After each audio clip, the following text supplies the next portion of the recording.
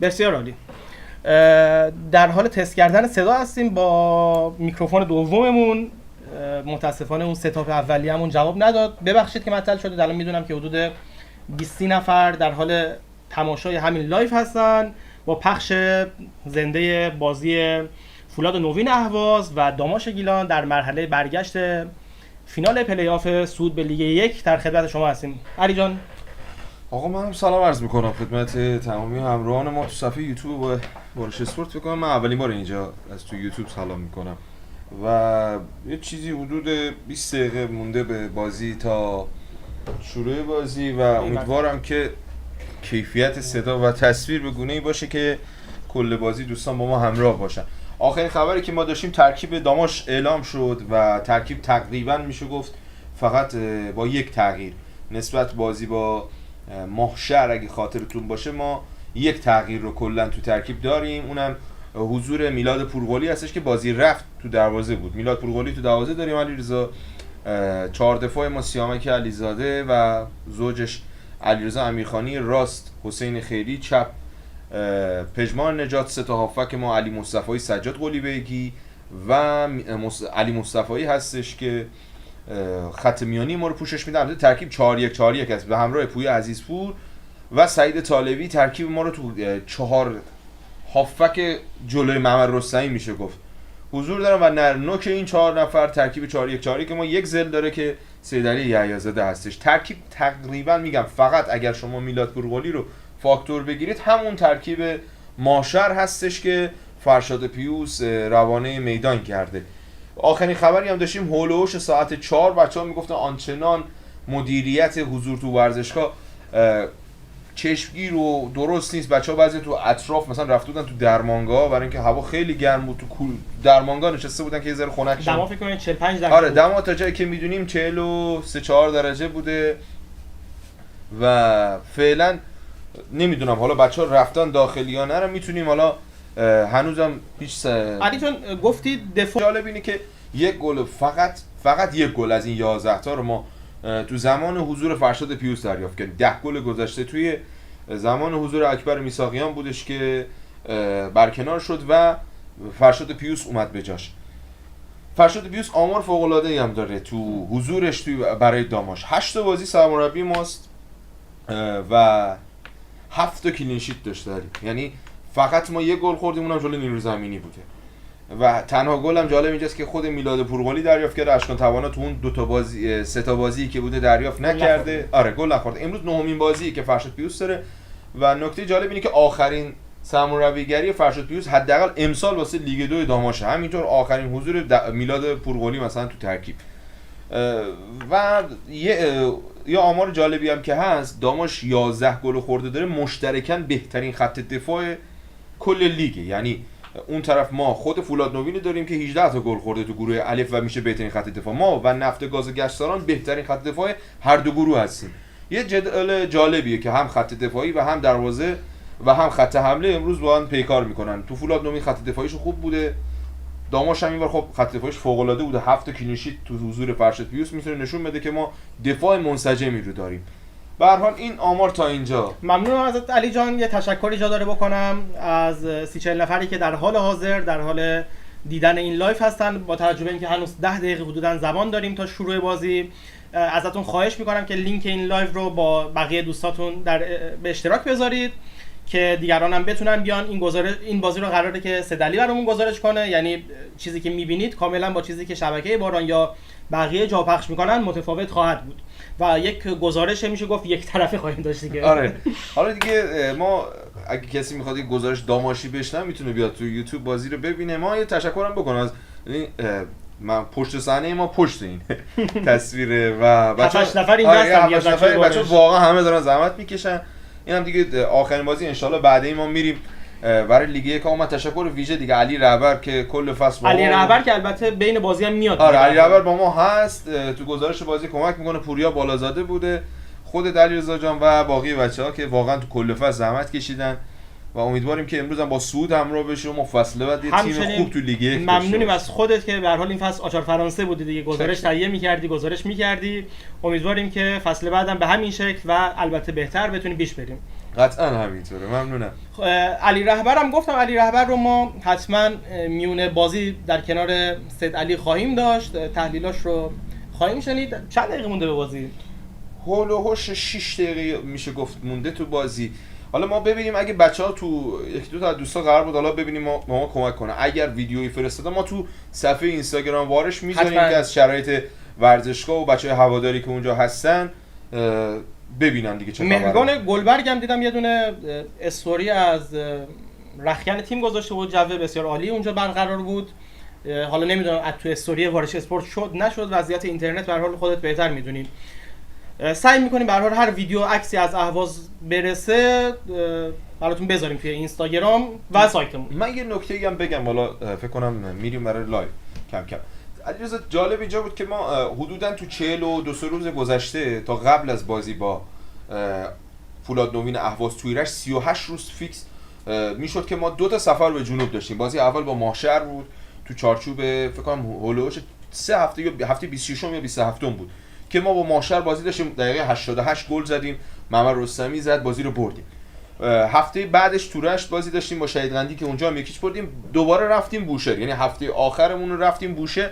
و نکته جالب اینجا بود که بازم تو جنوب ما بازی رو بردیم. یعنی 2 سفر گذشته ما معمولا تو بازی بیرون خونه کم برد داشتیم. 2 سفر گذشته ما تو بوشهر نشون داد که تیم ما میتونه تو شرایط جنوبی هم بازی کنه. دقیقاً حالا می‌خواستم به همین قضیه اشاره کنم. نمیدونم حالا خودت خاطرت هست یا نه، حتما خاطرت هست.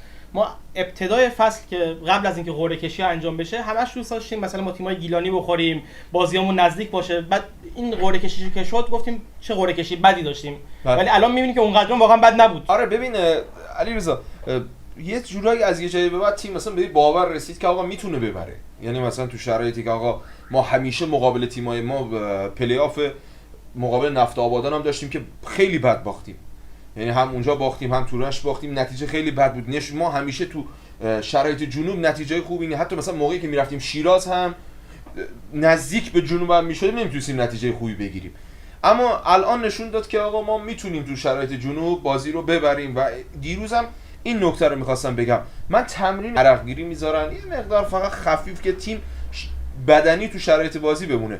دیروز تمرین خیلی سنگین بوده، انگار داشتن تو عضلانی تمرین میکردن، استارتای خوب، تمرینای زیر پرس. فکر نمی‌کنی همین قضیه ممکنه به تیم آسیب برسونه در دقایق مثلا 70 80؟ ببین فرشاد بیوس اینجا نشون داده که داخل پرانتز این که به هر حال احتمال وقت اضافه هم وجود داره. ببین احتمال وقت اضافه وجود داره و به نظرم فرشاد پیوس به این فکر کرد که وقتی بدن اون شرایط بدنی رو سنجیده، یعنی شما میتونی متوجه بشی وقتی که 2 بار توی جنوب برنده میشی و تیمت از نظر کیفیت بدنی تو لولی هستش که اینطوری بشن. نه اونچنان تمرین پرفشار بوده، حالا ما در قالب کلیپ دیدیم چون زنده هم نبودیم اونجا ببینیم، ولی من انتظار همچین تمرینی و قبل بازی نداشتم. این نشون میده تیم از نظر بدنی تو شرایط خوبی قرار داره. یه نکته رو اضافه کنم به این 20 نفری که در حال حاضر دارن لایو رو میبینن که بالای 50 تا این آمار کلیه. البته این نکته رو اضافه کنم که تصاویر اهواز هنوز نرسیده. ما اینکه داریم صحبت میکنیم به محض اینکه تصاویر اهواز بیان لایو رو استارت میزنیم، شما تصاویر رو خواهید دید. در حال حاضر هنوز تصاویر از خوزستان به دستمون نرسیدن و ما لایو رو براتون پخش میکنیم. بازم میگم اگر امکانش رو دارید لینک این لایو رو برای دوستاتون ارسال بفرمایید، چون که این گزارشی که ما امروز قراره اینجا داشته باشیم کاملا متفاوته با اون گزارشی که احیانا شما ممکنه از شبکه باران یا شبکه خوزستان ببینید. اگر واقعا دوست دارید که یک گزارش داماشی رو بشنوید همینجا با ما بمونید و لینک ما رو هم با دوستاتون به اشتراک بذارید.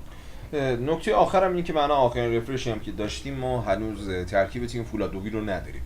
در تلاش هستیم که بتونیم یه جوری ترکیبشون رو به دست بیاریم، با توجه به اینکه من پیج رسمیشون هم پیدا نکردم. 2 تا پیج پیدا کردم با عنوان فولاد نو. فعالم نیستن انگار، براشون آره. مهم نیست. حالا علی می‌خواستم این رو بهت بگم.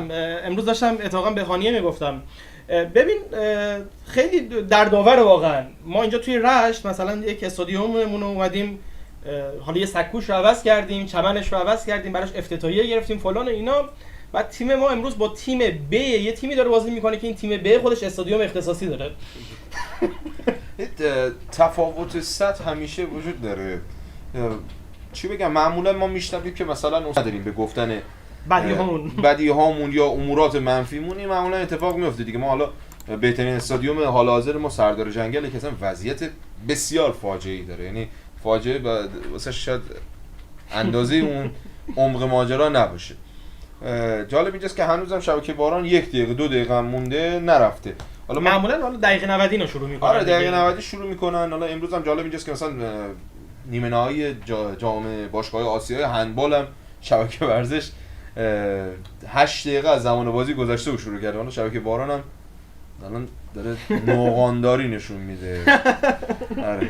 حالا البته از جای دیگه هم قول پخش دادم، برای ما فرقی نمیکنه واقعا از هر جای پخش بشه. آره بچه‌ها هر جا پیدا کنن میذارن. آره ما با توجه به اینکه خودمون قراره که این گزارش رو انجام بدیم، برای ما واقعا فرقی نمیکنه که از کجا این بازی بخواد پخش بشه.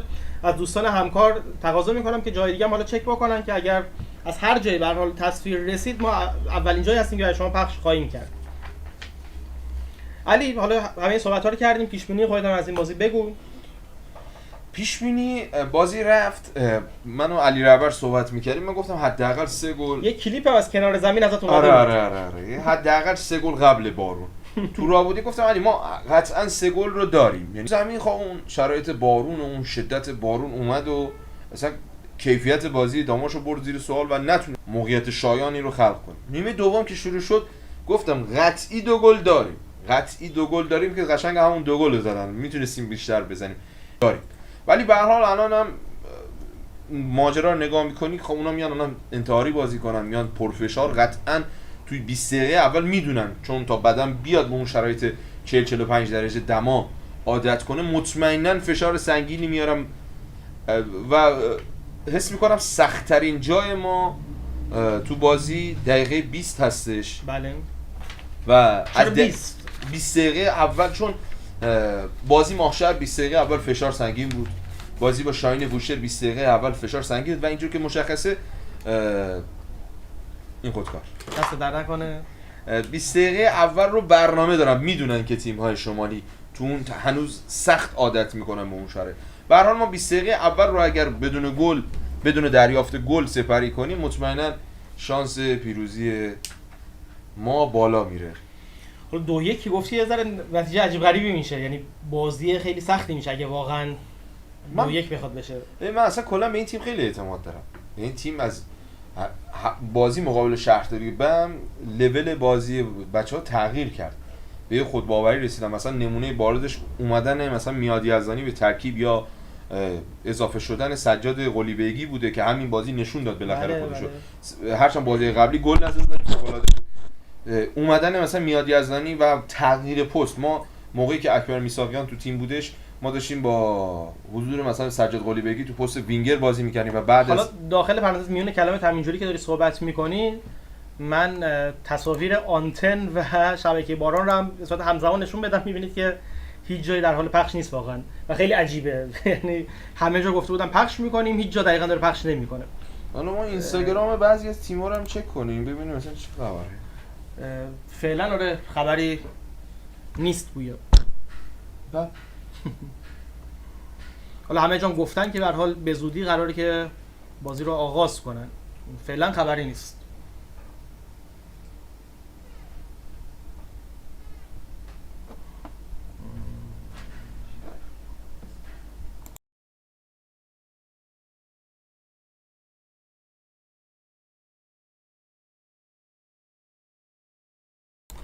خب مثل اینکه خبر رسید که شبکه خوزستان هم نمیخواد پخش کنه. یه ذره فکر و خیال‌های عجیب غریب من دارم میکنم راستش. کلا میام تدارک بکنم. نه حالا اون به کنار، اینکه چرا واقعا شبکه خوزستان داره پخش نمیکنه، حالا اینکه بچهای گیلان هم دارن پخش نمیکنن و اونجا اتفاق خاصی افتاده. نمیدونم ما اگه بتونیم با بچه‌ای که رفتن 70 نفرم اینجا دارن میبینن، 73 نفرم در حال پخشن، ما بتونیم مثلا یه ارتباطی هم بگیرن بچه‌ها با دوستان ما تو کسایی که از رشت اعزام شدن برای بود رسانه، ببین اصلا چه خبره. شاید بشه یه آماری در آورد که چرا تا به الان بازی پخش نشده. اون چیزی هم که میگه آره وجود داره. خب حالا با تو که صحبت کردیم، حالا با توجه به اینکه بازی هنوز شروع نشده و تصویر نرسیده میتونیم جا تو با علی رهبر عوض کنیم، یه صحبتی هم با علی رهبر بکنیم و حالا تو میتونی بری با بچه‌ها صحبت هم کنی ببینی که قضیه چیه. علی جان بیا.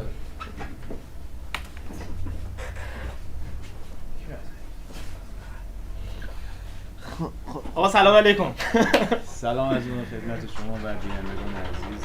صدای شما رو فکر کنم خوب نمیشنم، باید از این ورا با توجه اینکه میکروفون دوم الان داریم باید خیلی بلندتر صحبت کنیم. بله. این نکته رو بگم که خب شما علی رهبر رو معمولا تصویرش رو نمیبینید، ولی خب متنای خوبش رو توی سایت و آدم پشت سر اینستاگرام حتما که خوندید. خب سلام علیکم کن با سلام عرض میکنم خدمت شما و بینندگان عزیزمون در یوتیوب، همه افرادی که دارن زنده یه ذره بلندتر فقط کسایی که دارن زنده این برنامه رو میبینن، این پخش زنده رو میبینن. حالا اگه بازی هم شروع بشه با این وضعیت ما استرس دارم. اینکه واقعا تصاویر از هیچ جایی تا این لحظه نرسیده خیلی قضیه رو مشکوک کرده. حالا امیدوارم که بنا به هر دلیلی بازی شروع نشده باشه، نه اینکه شروع شده باشه. من تا پیش بینیم همینه، احتمالاً بازی شروع نشده، حالا تیم‌ها نرسیدن. معمولا میدونید تو این مسابقات لیگ 2 معمولا همون موقع خودم میرفتم، مثلا لیگ 2 بازی‌های کاشان بود، نه چی اینا همین وقتا تأخیر داشت، اینجور چیزا پیش میاد. حالا احتمال بدیم همین باشه، چون اگه گفتن که پخش میشه تا الان نشده احتمال داره به تأخیر افتاده باشه. از نظر من همین. یه پیشبازی هم نوشته بودی که البته ما امروز منتشر کردیم. بله خیلی سلام شلوغه. خودت پیش بینیت در مورد این بازی در موردش توضیح بده. خب ببین، بر اساس اون چیزایی که من توی این سال‌ها از فوتبال دیدم، اون چیزی که برداشت من اینه که بازی شاید فولاد فشار بیاره، مثلا بخواد انتحاری اینا بازی کنه، ولی داماش توی ضد حملات احتمالاً بیشتر خطرساز بشه و به نظرم گل میزنه، از گلش دفاع میکنه و پیش بینی من 1-0 داماش. فکر می‌کنی این گلتون نیمه اول بزنه یا دوم؟ فکر کنم شاید دقایق آخر نیمه اول، مثلا 35-40 اینطوری میزنه، بعد دیگه احتمالاً شاید بازی تأخیری داماش باشه ما دیگه. حالا یه صحبتی هم داشتیم با سید علی هاشمی در خصوص وضعیت مقایسه استادیوم رشت با استادیوم اختصاصی که برای تیم ب یک تیم دیگه وجود داره. در این مورد هم اگر واقعا صحبتی داری که بگو، میشنویم. دیگه تصویر نیومده دیگه، در هر موردی قرار حرف بزنیم. چی میتونیم بگیم دیگه؟ خودت بهتر می‌دونی. تیم‌های صنعتی هستن، خب پول دارن، درآمد دارن، میان برای تیم اولشون. تیم دوم الان اصلا تیم دوم داریم، آخه بخوام استادیوم تیم اول یه دونه استادیوم داریم، همه دارن استفاده میکنن، به این اجاره میدن، به اون اجاره میدن، کسی خرجی نمیکنه. الان بعد مثلا آخرین بار عزادی کی بود بسش شد؟ 96 بود. الان یه دونه سکو زدن براش افتتاحیه گرفتن، سکو زدن، یه چند تا صندلی آوردن، یه چمن این یعنی این کارا رو فکر کنید مثلا تو زیر یک سال انجام دادن. بعد جالب تاجم اومد اینور آرمان و فلان و نماینده های شهر رو الان این چمن یه بحث تلخیه، من دوست دارم زیاد واردش بشم. واقعا برای سال آینده پیش بینی چیه به نظرت؟ صعود می‌کنیم دیگه؟ صعود بکنیم بستگی داره، باید شرایط مالی آقای زحمتکش رو ببینیم. خب باید ببینیم اون توانایی رو داره که تو یک دسته بالاتر مدیریت کنه. ما یه تجربه بدی در مورد آقای حاجی پور داشتیم. حاجی پور مثلا تا زمانی که اون 3 فصلی که توی لیگ 2 بودیم واقعا خوب داشت مدیریت می‌کرد، خوب داشت خرج می‌کرد. یهو رسیدیم به لیگ 1، خود دیدی اوضاع چطوری پیشرفت، کلا انگار تیمو انگار ول کرده بود. حالا پارسال که آقای نصیری اومد، امسال هم که زحمتکش اومد، نباید این روال باشه که هر سال هی بخواد تیم مالک عوض کنه. یه ثبات مالکیتی باید تیم داشته باشه. امیدوارم که توانایی تیمداری داشته باشه. به نظرم اگه تواناییشو داشته باشه، از پس خرجش بر بیاد، داماش فصل بعد هم از مدعیای صعود میتونه باشه. ولی اگه فکر کنه اینجا هم لیگ 2 و مثلا با اونجور قراردادها و اینا اوضاع خوب پیش نمیره. خب من یک طور دیگه تصویر شبکه‌هایی که در حال پخش هستن رو نشون بدم. می‌بینید که هنوز در حال پخش تیزر و چیزهای مختلف هستن و پخش شروع نشده و این خیلی قضیه رو مشکوک کرده. گویا یک خبری هم رسیده، حالا اگر خودشون بهتون بازی مثل اینکه شروع نشده. خب دلیلش مشخصه که چرا شروع نشده. پیش بینی ما درست کرده بود که اونجا مثل اینکه ناهماهنگی، یه سری ناهماهنگی وجود داره، هوا گرمه. حالا شاید اینکه بازی دیرتر بخواد شروع بشه، واقعا من فکر می‌کنم که روی بازی بهتر تیم ما تاثیر داشته باشه. اینطور فکر نمی‌کنی؟ اتفاقا بهتره هر چقدر هوا تاریک‌تر بشه، خب خنک‌تر بشه. آره بهتره، هوا یکم خنک‌تر میشه، برای شرایط بدنی تیم بهتره، راحت‌تر میتونن بازی کنن. 100% بهتره. یه تشکری هم داشته باشم حالا که فرصتش هست از کلینیک زیبایی الماس رشت که در این فصل با ما همکاری داشتن، اسپانسری ما رو به عهده گرفتن. امیدوارم که این همکاری و حمایت از فوتبال و ورزش رشت در ادامه هم وجود داشته باشه، حالا چه توسط این عزیزان، چه عزیزان دیگه، چه در جاهای دیگه. سید علی جان کجایی؟ میخواد از شر من خلاص شه. نه علی اتفاقا علی رهبر تحلیلاش فوق العاده است. در بین بازی در خدمتش حتما خواهیم بود. من دیگه بین بازی نیستم، جفت علیا هستن، بازی رو تو هم خودت علی هستی گزارش و تحلیل میکنه. آره اینجا ما 3-4 تای علی داریم. بازی هم هنوز شروع نشده دیگه، علتش هم مثل که معلوم نیست هنوز.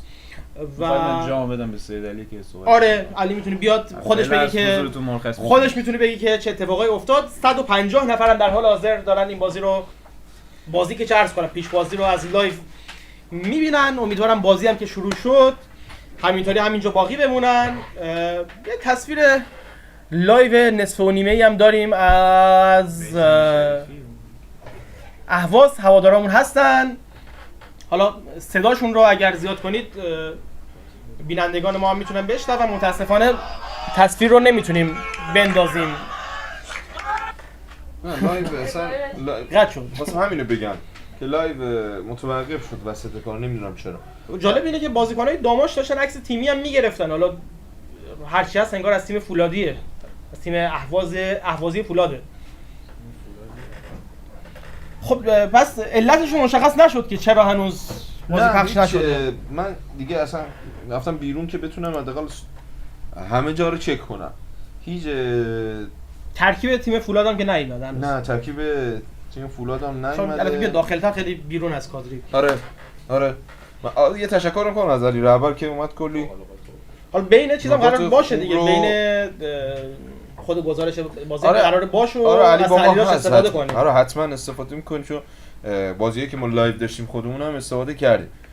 فعلا هم میگم حتی دیگه دارم گروه‌ها رو هم چک می‌کنم ببینم اصلا شاید بچه‌ها اطلاعی داشته باشن. خود دوستان ما هم بچه‌ای که رسیدن هیچ اطلاعی ندارن، با تأخیر آغاز فقط میدونیم که آغاز نشده. یعنی این چیزی که علی یاد کدوم بازی می‌افتی؟ ما زیاد داریم از این نمونه. نه دیگه بازی خود اهوازمون. آره ما اصلا همین رو می‌خواستم بگم، ما اهواز کلا قرار این دو تا جا اصلا کلا قرار نیست هیچ وقت درست اوکی اصلا بازی کنیم. یکی اهوازه، یکی هم نیرو زمینی و استادیوم قدیر معروف به تهرانه که اصلا کلا نمیدونم همه کشور اونجا بازی میکنن، راحت میرن داخل. ما میخوایم بریم همیشه نمیدونم یادشون میاد که بازی بدون تماشا، یادشون میاد مثلا ما 10 تا بازی قبلتر یه دونه مثلا این معروف کنید. الان هم قشنگ همون اتفاق افتاده دیگه. ما اونجا همه معطلیم، میشه گفت یه 155 نفر آدم به انضمام هزاران مردم رشت رو تو شبکه‌های مختلف منتظر نگه داشتن که ببینن آقا مثلا چرا بازی برگزار نمیشه و الانم هیچ خبر دقیقی نمیاد. میگم من ویدیویی هم که از استادیوم اختصاصی فولاد نوین رسیده بود و من داشتم میدیدم، گویا فولاد نوین هواداری هم انگار نداشت. نه اصلا خب ببینید کلا فولاد نوین به عنوان تیم ب محسوب میشه و یه حالت این که شبیه چی بگم دومه دیگه کاملا. آره تیم دومه دیگه، همینو میشه بهش گفت. فقط واسه همین با توجه به که تیم فولاد همیشه تو سطح اول فوتبال کشور بوده، خب قهرمانی هم داشته، معمولا براشون اونجا اهمیت داره. فعلا هم میبینید دیگه اینقدر شروع نشد. یه لحظه یه تصویری دیدم فکر کنم شروع شد. میبینید دیگه اینقدر براشون بی اهمیت اصلا مهم نیست که چه اتفاقی میفته. الان نتیجه زنده هم رو بعضی از شبکه‌ها اومده. جالب اینجاست که یعنی بازی شروع شده، یا فکر میکنن که شروع شده، یا فکر میکنن بازی شروع میشه. هر چی جلوتر میری به جای اینکه پیشرفت کنن، ما مثلا 2 فصل پیش با 3 فصل پیش با سیامک علیزاده و با سیامک فراهانی و وحید رضایی حضور داشتیم که خیلی اخبار لیگ 2 لحظه‌ای پوشش داده میشد، نتایج زنده میومد. اصلا کل این فصل ما ندیدیم. حتی بازی پلی آف هم خود ما داشتیم نگاه میکردیم، مثلا نمیدونیم سایتی بیاد مثلا خود لحظه‌ای بیاد دیدار پلی آف رو پوشش بده. نمیدونم حالا چه اتفاقی داره میفته. حالا یه سایت الان زده نتیجه 0-0 یعنی بازی آغاز شده، ولی حس می‌کنم اینا هم بی اطلاع. احتمالاً آره اطلاعی ندارم. من از دوستان خواهش می‌کنم که لایو رو چک کنن که آیا به درستی داره پخش میشه، چون من اینجا یک سری خطا دارم میگیرم. قرمز شده سرعت آپلود. اون وضعیت اینترنت کشور رو هم شما میدونید دیگه. به هر حال به چه شکل کار خاصی از دستون بر نمیاد. یعنی اینجا 4 5 تا اینترنت گذاشتیم، اینا رو به هم وصل کردیم. حالا این تصویر پشت صحنه لایو اونم حتما براتون میذاریم توی گزارش تصویری بازی. ولی به هر حال دوستان استریم برقرار هست دیگه. اینترنتشون انقدر دوستان قطعه که ضعیفه که نمیتونن ببینن. وضعیت چرا بازی پخش نمیشه؟ خب مثلا بازی شروع شده. یک سری تحلیلای دیگه هم میدونم نوشته بودی حالا در خصوص همین بازی. اگر حالا امکانش رو داری بگو که به هر حال این 190 نفر 200 نفری که همین الان توی لایو هستن حداقل ترکیب یه دور بگو یه دور آره دیگه. ترکیب میتونیم بگیم. ترکیب من عرض کردم بچه‌ای که از ابتدا با ما بودن میدونن که ترکیب ما تقریبا بدون ترکیب بیرون خونه‌مون یه همچین شرایط داره، حداقل تو شرایط جنوب. یعنی ما وقتی که در جنوب حاضر میشیم یه همچین شرایطی هست. دروازه‌بان ما مثل بازی رفت میلاد پورقلیه، یعنی آخرین دروازه‌بان فصل 1401 1402 داماش در لیگ دسته دوم میلاد پورقلیه. ترکیب رو ما فصل رو با اشکان توانا شروع کردیم و با میلاد پورقلی تمام می‌کنیم. این نکته اول. 4 دفاع داریم. اشکان به نظر چی شد؟ چون اوایل خیلی رو اشکان حساب می‌شد. اشکان بازی بدی نداشته، یعنی میشه گفت بازی بدی نداشته، ولی خب ما صحبتایی که با آقای پیوس داشتیم میگفتن که ملاک ما تمرینه علیرضا جان. یعنی ما توی تمرین کیفیت بازیکن رو میسنجیم. خب همینطور که میبینیم مثلا حضور سجاد قلی بیگی و میاد جنوبی امروز ما نیاز به گل نداریم و نیاز به این داریم که بیشتر از دروازه خوب دفاع کنیم. واسه همین دارن از این ترکیب استفاده میکنن. خب بریم سراغ ترکیب. همکاران همکاران مثل اینکه داشتن میگفتن که بازی گویا شروع شده و هیچ کدوم دارن استریم نمیکنن. این خیلی عجیب غریب و فاجعه است.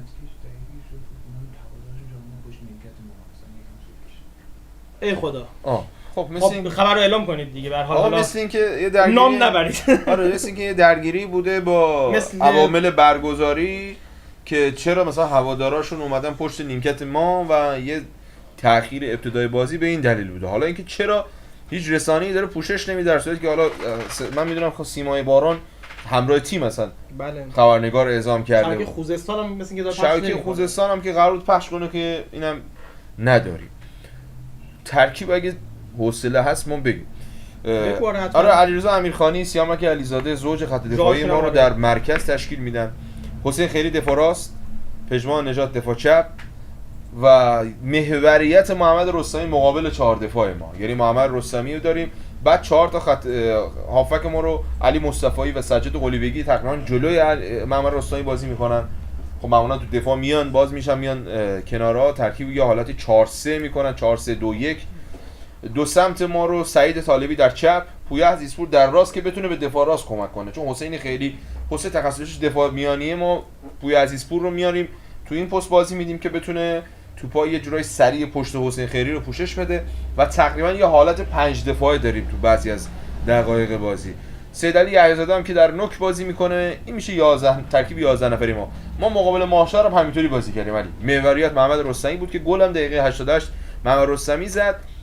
امروز هم باز با همون ترکیب داریم بازی میکنیم. حالا این نکته رو من اضافه کنم که تقریبا همون اتفاقی که پیش بینی می‌کردم افتاد دیگه. یعنی به خاطر حواشی که پیش اومد عملاً به نظر میرسه که لایو مثل اینکه یه گلم اینم بگم یه نکته مهم که یه گل مثل اینکه فولاد نوین زده، خب نترسید ولی گل آفساید شده. آره و گفتم ما 20 دقیقه اول بازی خیلی برام مهمه علیرضا. ما باید 20 دقیقه رو بدون گل رد کنیم. باید 20 دقیقه رو بدون دریافت گل رد کنیم. یعنی یک حکم بایدی داره، یعنی نشد نداره. نه باید گل بخوریم و فعلا میبینید گفتم قطعا میاد تو 20 دقیقه اول فشار بیاره و مقاومت درباره این 20 دقیقه فشار باعث میشه که تیم اونا هم دچار تزلزل بدنی بشه. به هر حال ما منتظریم دیگه. همچنان همکاران عزیز خواهش میکنم که حالا به غیر از اینکه در حال رفرش منابع گوناگون هستن شبکه‌های دیگر رو هم چک بکنید. شاید به هر حال بازی از جای دیگه در حال پخش باشه، هرچند که بعید به نظر میرسه. یعنی اینجوری که به نظر میاد با درگیری که پیش اومده احتمالاً قصد دارن که بازی رو پخش نکنن.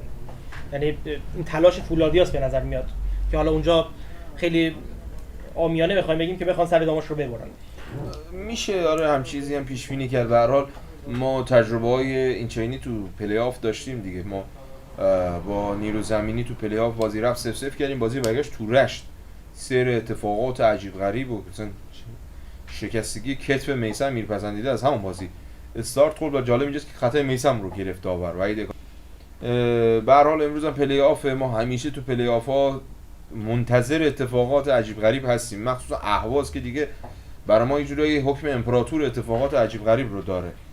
من متاسفانه همیشه توی رشت هم خیلی راحت میان بازی میکنن. کاش ما هم حداقل شرایط رو تو رشت سخت میگرفتیم بهشون.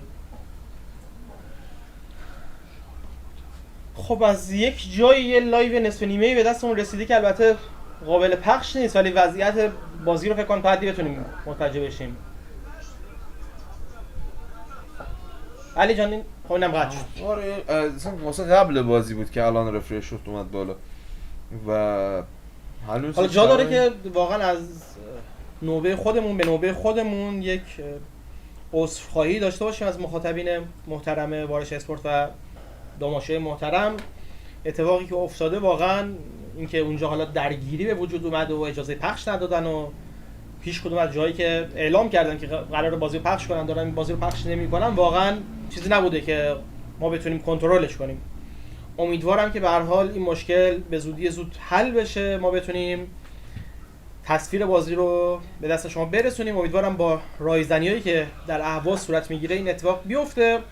جا داره که یک طور دیگه تشکر کنم از شمایی که دارید این لایو رو میبینید و همینطور کسایی از آنتن یکی از رسانه‌هامون در حال پخش. از عزیزان میخوام که فول اسکرینش کنن و بتونیم لایو بازی رو شروع کنیم.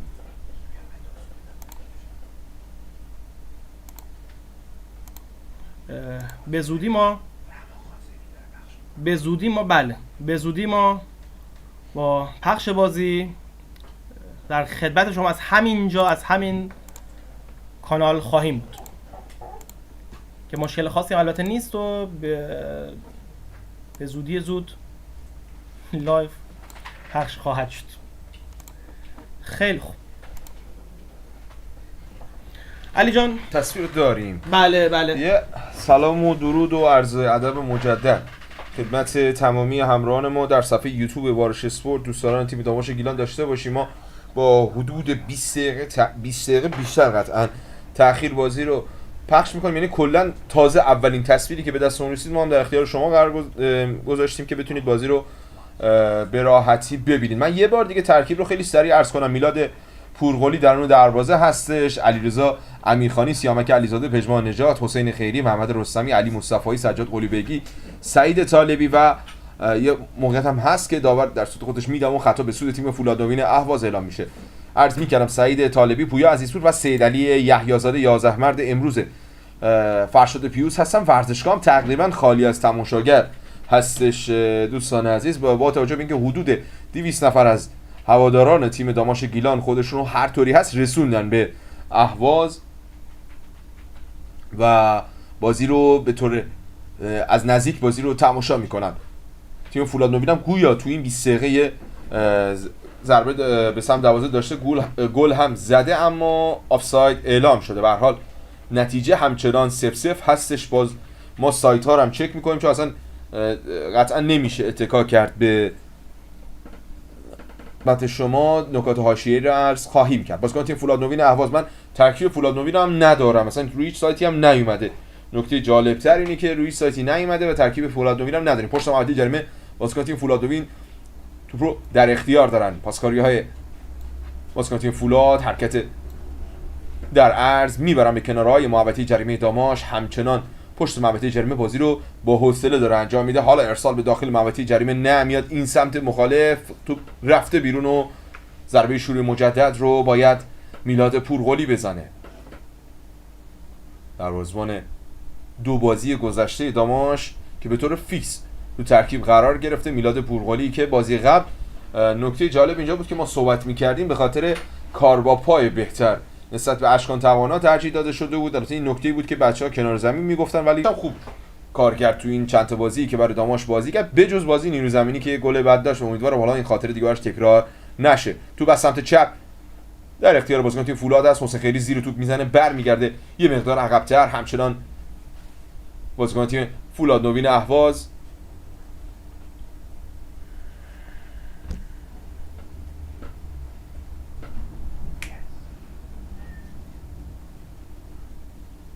سمت راست همچنان بازیکن تیم فولادومی صاحب توپ هستن، نمیتونن زیاد بالا بیان. یه بازیکن از داماش هم روی زمین افتاده. بازی جام مردانه داور خودش بازی رو متوقف می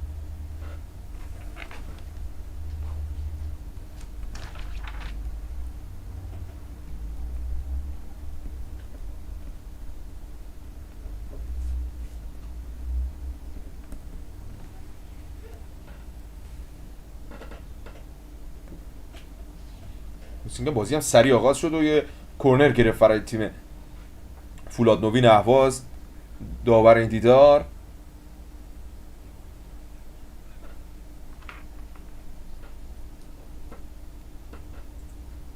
همچنان منتظر هستیم که کورنر از سمت چپ دروازه میلاد پورغلی زده بشه. جالب اینجاست که تیم فولاد نوین هم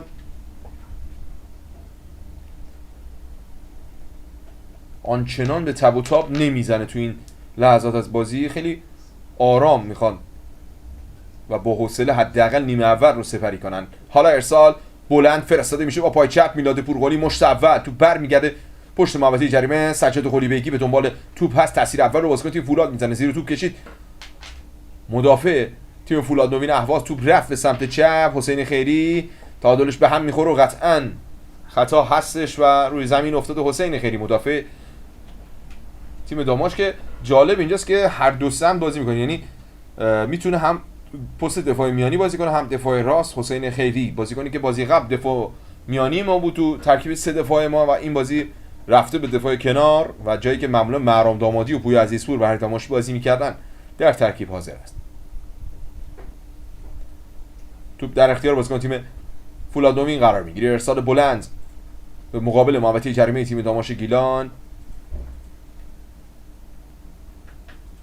تو بیرون رفته یا کورنر من دقیق نمیبینم. به هر حال اینجور که مشخصه تو در اختیار بازیکن تیم فولاد نوین قرار میگیره. خب علی رهبرم با ماست، حالا ببینیم علی این کورنر علی جان. خب همون چیزی که پیش بینی میشد، فشار اول بازی فولاد برای جبران مافات به خاطر دو گلی که خورده و داماش هم همونطور که مشخصه چشم به ضد حملات بسته. فقط کافیه داماش این دقایق ابتدایی رو دووم بیاره، یکم فولادیا رو خسته کنه، بعد اون بازی رو اونطوری که میخواد دیکته کنه. بله ممنون علی جان. کورنرم کوتاه زده میشه، بازیکن تیم فولاد نوین اهواز. ارسال با پای راست کاتدار هست، میاد داخل محوطه. میلاد پورغلی بالاتر از همه اون مطمئن از دروازه خارج میشه و توپو جمع میکنه. یکی از نکات جالب توجه حضور فرشاد پیوس در داماش اینه که ما هر بازی حداقل یک گل رو داشتیم و تنها مقابل شهرداری با البته 2-0 پیروز شدیم، بقیه بازی رو حداقل یک گل رو زدیم، با توجه به اینکه دو تا بازی ما هم تو جنوب کشور گیری، یه بازی ماهشهر داشتیم، یه بازی هم مقابل شاینی بوشهر هفته آخر رو ما گلزنی کردیم تو بازی خانه حریف و 7 کلین شیت رو تیم فرشاد پیوس تا اینجا داشته. خیلی ممنونیم از همه دوستانی که به طور زنده و مستقیم تو این شرایط سخت اینترنتی بازی رو تماشا میکنن. کاپیتان شماره 3 از فولاد نوین اهواز صاحب توپ هست. به نظرت این بازی هم گلزنی داریم سید؟ من پیش بینی من بوده علی جان، ما حداقل یک گل رو داریم. حالا تصویرم یه مقدار الان قطع شده متصاوی، خب بلا برگشت. آره من حس میکنم ما این بازی هم گل داریم. حداقل من این فصل خیلی خوشبینانه دارم به بازی‌ها نگاه میکنم، ولی تا اینجا پیش بینی‌های خوبی داشتیم. محمد رستمی میانه زمین توپو نگه میداره، پویا عزیزپور رو در سمت راست صاحب توپ میکنه. عزیزپور رو به عقب با علی مصطفی یاره گلزن داماشیه که چند هفته از گل نزد برای داماش و جورش رو میاد یزدانی و سعید طالبی و سجاد قلیبیگی کشیدن.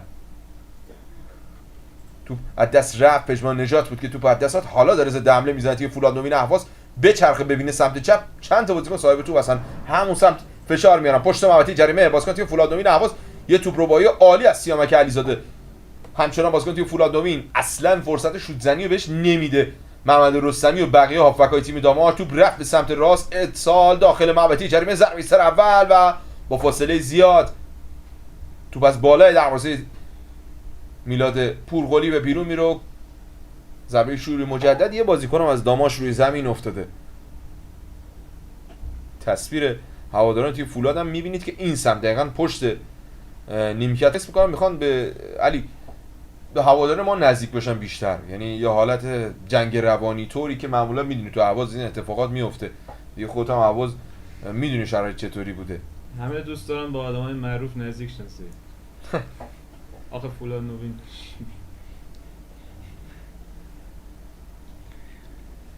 به هر حال تیم خوبی بوده از نظر حداقل کیفیت بازی و ما همچین تیمایی داشتیم، مثلا یادت باشه شاید حداقل 10 سال پیش بود یه فرصت رو ببینیم سمت چپ تو به بیرون رفته و داماش بالاخره یه ذره بالا اومد پس از چند دقیقه و میتونه از سمت چپ خط حمله خودش جایی که پژمان نجات هست یه پرتاب اوت رو داشته باشه. چند سال پیش مثلا ما سپاهان نوینی داشتیم که تونست صعود کنه حتی به لیگ 1 و لیگ برتر، بعدش سهمیه‌اشو فروختن اگه یادت باشه. و معمولا این تیمایی که عنوان نوین دارن تو شرایط تیمای صنعتی یه حالتی تبعیدگاه بازیکنان کم کیفیت ترشون محسوب میشه. یه نکته ای هم باید به یاد بیاری سید، همین فولاد نوین هم فصل 93 94 قهرمان لیگ 1 شد، به لیگ برتر صعود کرد ولی نمیتونست شرکت کنه، امتیازش رو فروخت به استقلال اهواز. از اون موقع به بعد یک ریز تو لیگ 2 بوده. بله آره فولاد نوین هم شرایط داشت. بپردازیم به ادامه گزارش. نتیجه 0-0 مساوی هستش و چیزی حدود 27 دقیقه از زمان بازی سپری شده نماش فولاد نوین 0-0. این نتیجه دلخواه ترین نتیجه حداقل برای صعود میتونه باشه، بدون فشار بدون شرایط سخت داماش رو میتونه به لیگ 1 ببره و یه جورای هتریک صعود ما کامل بشه. از دور دوم دسته 3 اومدیم دور 1 با محمد مختاری با بهزاد دادستاده لیگ 2 و لیگ 2 با فرشاد پیوز و یه جورای اکبر میساقیان راهی لیگ دسته 1 میشیم. بالا میکشه تیم فولاد نوین اهواز. بازم توپ لو رفت، تجمع هافبک‌های داماش مقابل محوطه جریمه خودی باعث میشه که ما بتونیم توپا رو راحت تصاحب کنیم. حالا رفتم به سمت راست،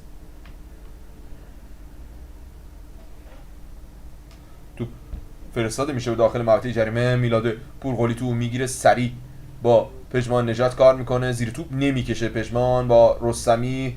محمد رستمی تعادلش هم به هم خورد، داور آوانتاژ میده. حالا داماش میره تو ضد حمله، ببینه سعید طالبی رو، سعید طالبی هر جوری هست توپو استاپ میکنه. سعید طالبی خودش هم اومد بالا، پژمان نجات یه پاس داخل محوطه جریمه، توپ اول رو قطع میکنن. 25 دقیقه از زمان بازی سپری شده، نتیجه 0-0 مساوی. پژمان نجات خود پژمان پاس رو به جلو، سعید طالبی پشت به دروازه حریف توپ رو در اختیار میگیره. منطقه بازی عوض میشه، حسین خیری بالا کشیده با سینه میکاره برای پویا عزیزپور. پاس پویا عزیزپور برسه به حسین خیری، میتونه موقعیت داشته باشه. حسین خیری توپو گرفته، داور یه لحظه پرچم نزد، گفتم خطا نیست و داماش تو شرایط راحت تری میتونست به دروازه نزدیک بشه. خطا به سود تیم فولاد نوین اهواز.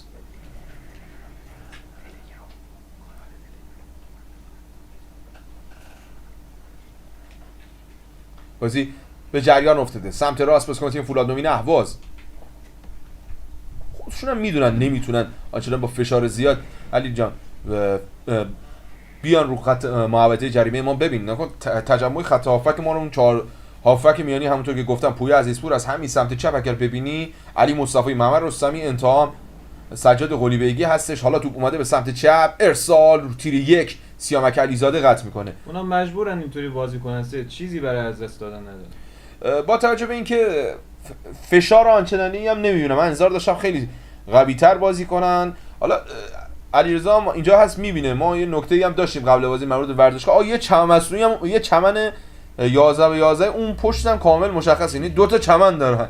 آقا کل رشت ما یه چمن طبیعی نداشتیم تا قبل از آهنگسازی سردار. اون چمن از دور من میبینم، آره چمن اسودی ما نداشتیم. کورنر کوتاه زده میشه، میاد آرام آرام داخل محوطه جریمه. پویا عزیزپور مقابلش هست، یار شماره 27.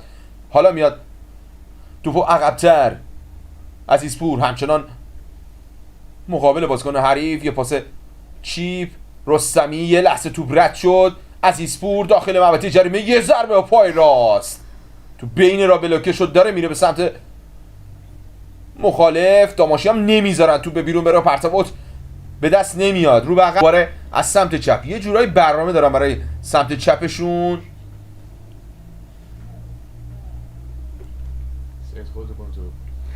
تو حالا فرستاده میشه به داخل محوطه جریمه، باز هم میلاد پورقلی یه تاثیرم گذاشت یه ضربه زد به میلاد پورقلی مهاجم تیم فولاد نوین اهواز. میلاد پورقلی هم از جا بلند میشه، تازه هم مثل که فرزندش به دنیا اومده و یه جورای تازه بابای ما محسوب میشه. میلاد پورقلی قبل از بازی با شاهین بوشهر بود که اتفاق براش افتاد.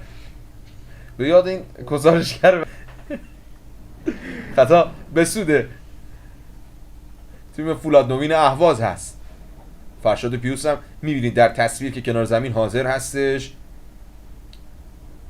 واسم تو به گردش در میارن. حالا یه پاس به جلو هم خوب بود، انصافا رسید پشت محوطه جریمه، نفوذ هنوز تکمیل نشده رو به عقب، تجمع داماشی ها. حالا یه پاس به پشت محوطه جریمه، فشار هست، میچرخه و ضربه رو میزنه. باز هم مدافعین داماش ایستادگی میکنن، توپ رفت بیرون و کرنر به سود تیم فولاد نوین اهواز هست. پیش بینی آره یه فشار تو فشار شده به هر حال.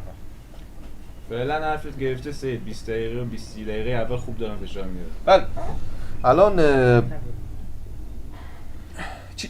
رفتیم تو 30مین دقیقه از زمان بازی علی ربار و نتیجه همچنان 0-0 مساوی هست. کرنر از سمت چپ دروازه میلاد پورقلی، فکر کنم برای 4مین بار در این نیمه حداقل ما داریم میبینیم که صاحب یک ضربه کرنر شدن و کمتر از یه ربع داریم پایان نیمه اول. داماش دوتا گلی که تو حدود 40 روز گذشته تو جنوب زده، یکی آخر نیمه اول زده، یکی آخر نیمه دوم بوده، یکی اول نیمه اول. حالا فعلا گل نداشتیم. توپ فرستاده میشه به تیر دورتر و ضربه سر خطرناک بازیکن تیم فولاد نوین از کنار دروازه بیرون رفت و حالا میلاد پورقلی روی زمین میفته. چند لحظه پیش بود که کف پا گذاشت روی بدن میلاد پورقلی مهاجم تیم فولاد نوین.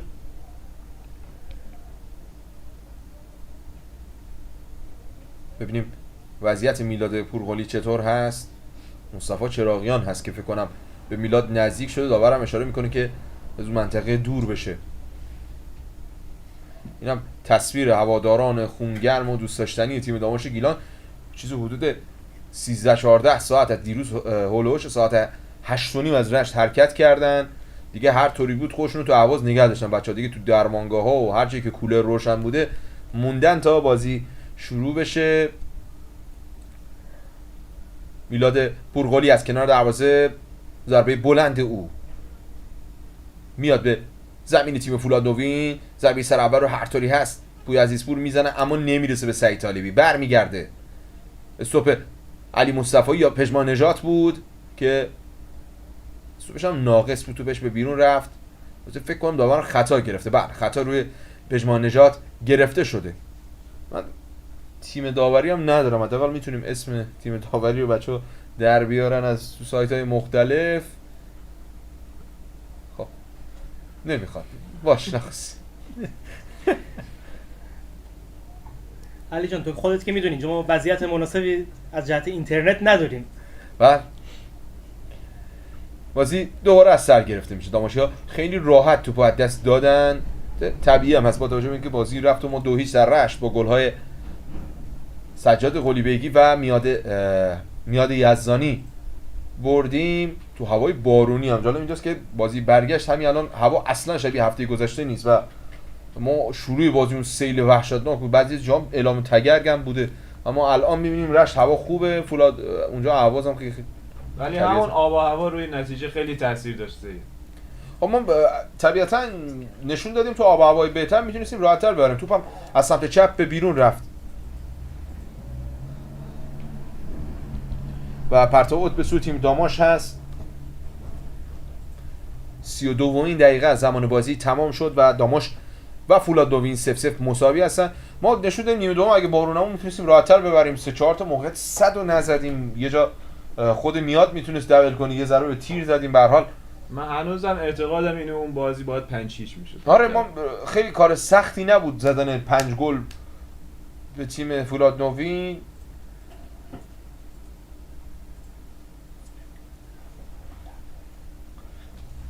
تصاویرم از مبدأ دچار مشکل شده، ما همچنان در تلاش هستیم. نمیدونم حالا شبکه باران هم اگه اینو بتونم بچه‌ها چک کنن، تصویر هنوز پخش نداره، کلا بیخیال شده مثل اینکه.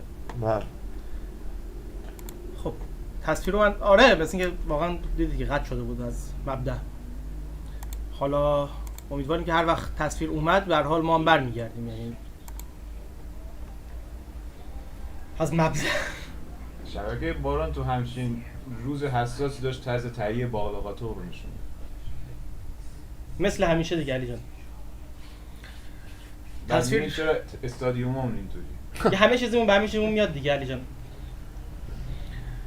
بینندگان محترم، تصاویر از مبدأ قطع شده به محض اینکه تصویر بیاد. ما خاطی که تا این لحظه افتاد رو علی جان اگر یک طور برای کسایی که تا این لحظه وارد لایو شدن بگی ممنون میشم. فقط این نکته رو بگم که تا این لحظه در مجموع 1477 نفر وارد لایو. خب آمار خوبی هستش. خب این نشون میده که داماش هنوز با این همه مشکلات و حدود 8 ماه منحل بودن بین رشتی ها و بین گیلانی ها محبوب ما. این موضوع رو تو بازی قبل دیدیم که با اون حجم از بارون حدود 10,000 نفر اومدن ورزشگاه و این نشون میده که تنها تیم حاضر تو گیلان هستیم که از تمام استان علاقمند داریم. خب این اتفاق الان هم خب تو لایو ما مشخصه. تا اینجا هم بازی اتفاق آنچنان خاصی رو نداشته، ضربه‌ای تو چارچوب خیلی خاصی رو ندیدیم از دو تیم و فشار آنچنانی هم روی دروازه ها نیومد و داماش با توجه به اینکه ترکیب تدافعی تری نسبت به بازی‌های گذشته داشته فشاری متحمل نشده، گلی هم زده نشد و نتیجه 0-0. البته اونها یک گل آفساید در حال داشتن. آره حالا یه شایعه بود تو هواداران که مثل اینکه یه گل داشتن، حالا معمولا نمیشه زیاد اتکا کرد خب، ولی شایعه پیرامون بوده که ما یه گل خوردیم و آفساید اعلام شده. حالا به هر حال ما خودمون بازی قبل 2 گل زدیم و آفساید گرفته شد. یه دونه سعید طالبی قطع نبودیم. من خودم با سعید طالبی که تصویر چک می‌کردیم چندین بار نگه داشتیم، هر جور حساب کردیم دقیقاً توی یه خط بودم و آفساید به اشتباه گرفته شد که سعید طالبی هم اونجا تو موقعیت 100 گل قرار می‌گرفت.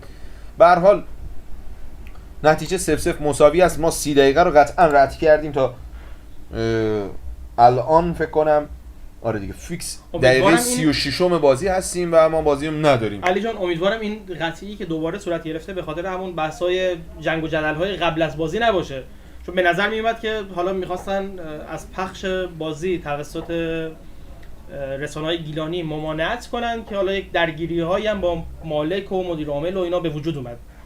حالا امیدوارم این داستان به هر حال ادامه همون قضیه نباشه. من از یک چیز خیلی ناراحت میشم علی. خب چرا ما اجازه میدیم این تیمایی که میان رشت تو آسایش بازی کنن؟ ما هیچ جا ما گاز اشکاور تو رختکنمون زدن. من یادم حافظ یعقوبی رو تو تهران به بدترین نحو ممکن کتک زده بودن همین عوامل برگزاری و بازیکنان. خب ما چرا همیشه ما یادم توی فصلی که هادی سهرابی کاپیتان ما بود و تو لیگ 1 حضور داشتیم، همین نفت آبادان تو آبادان بدترین بلاها رو سر داماش آوردن.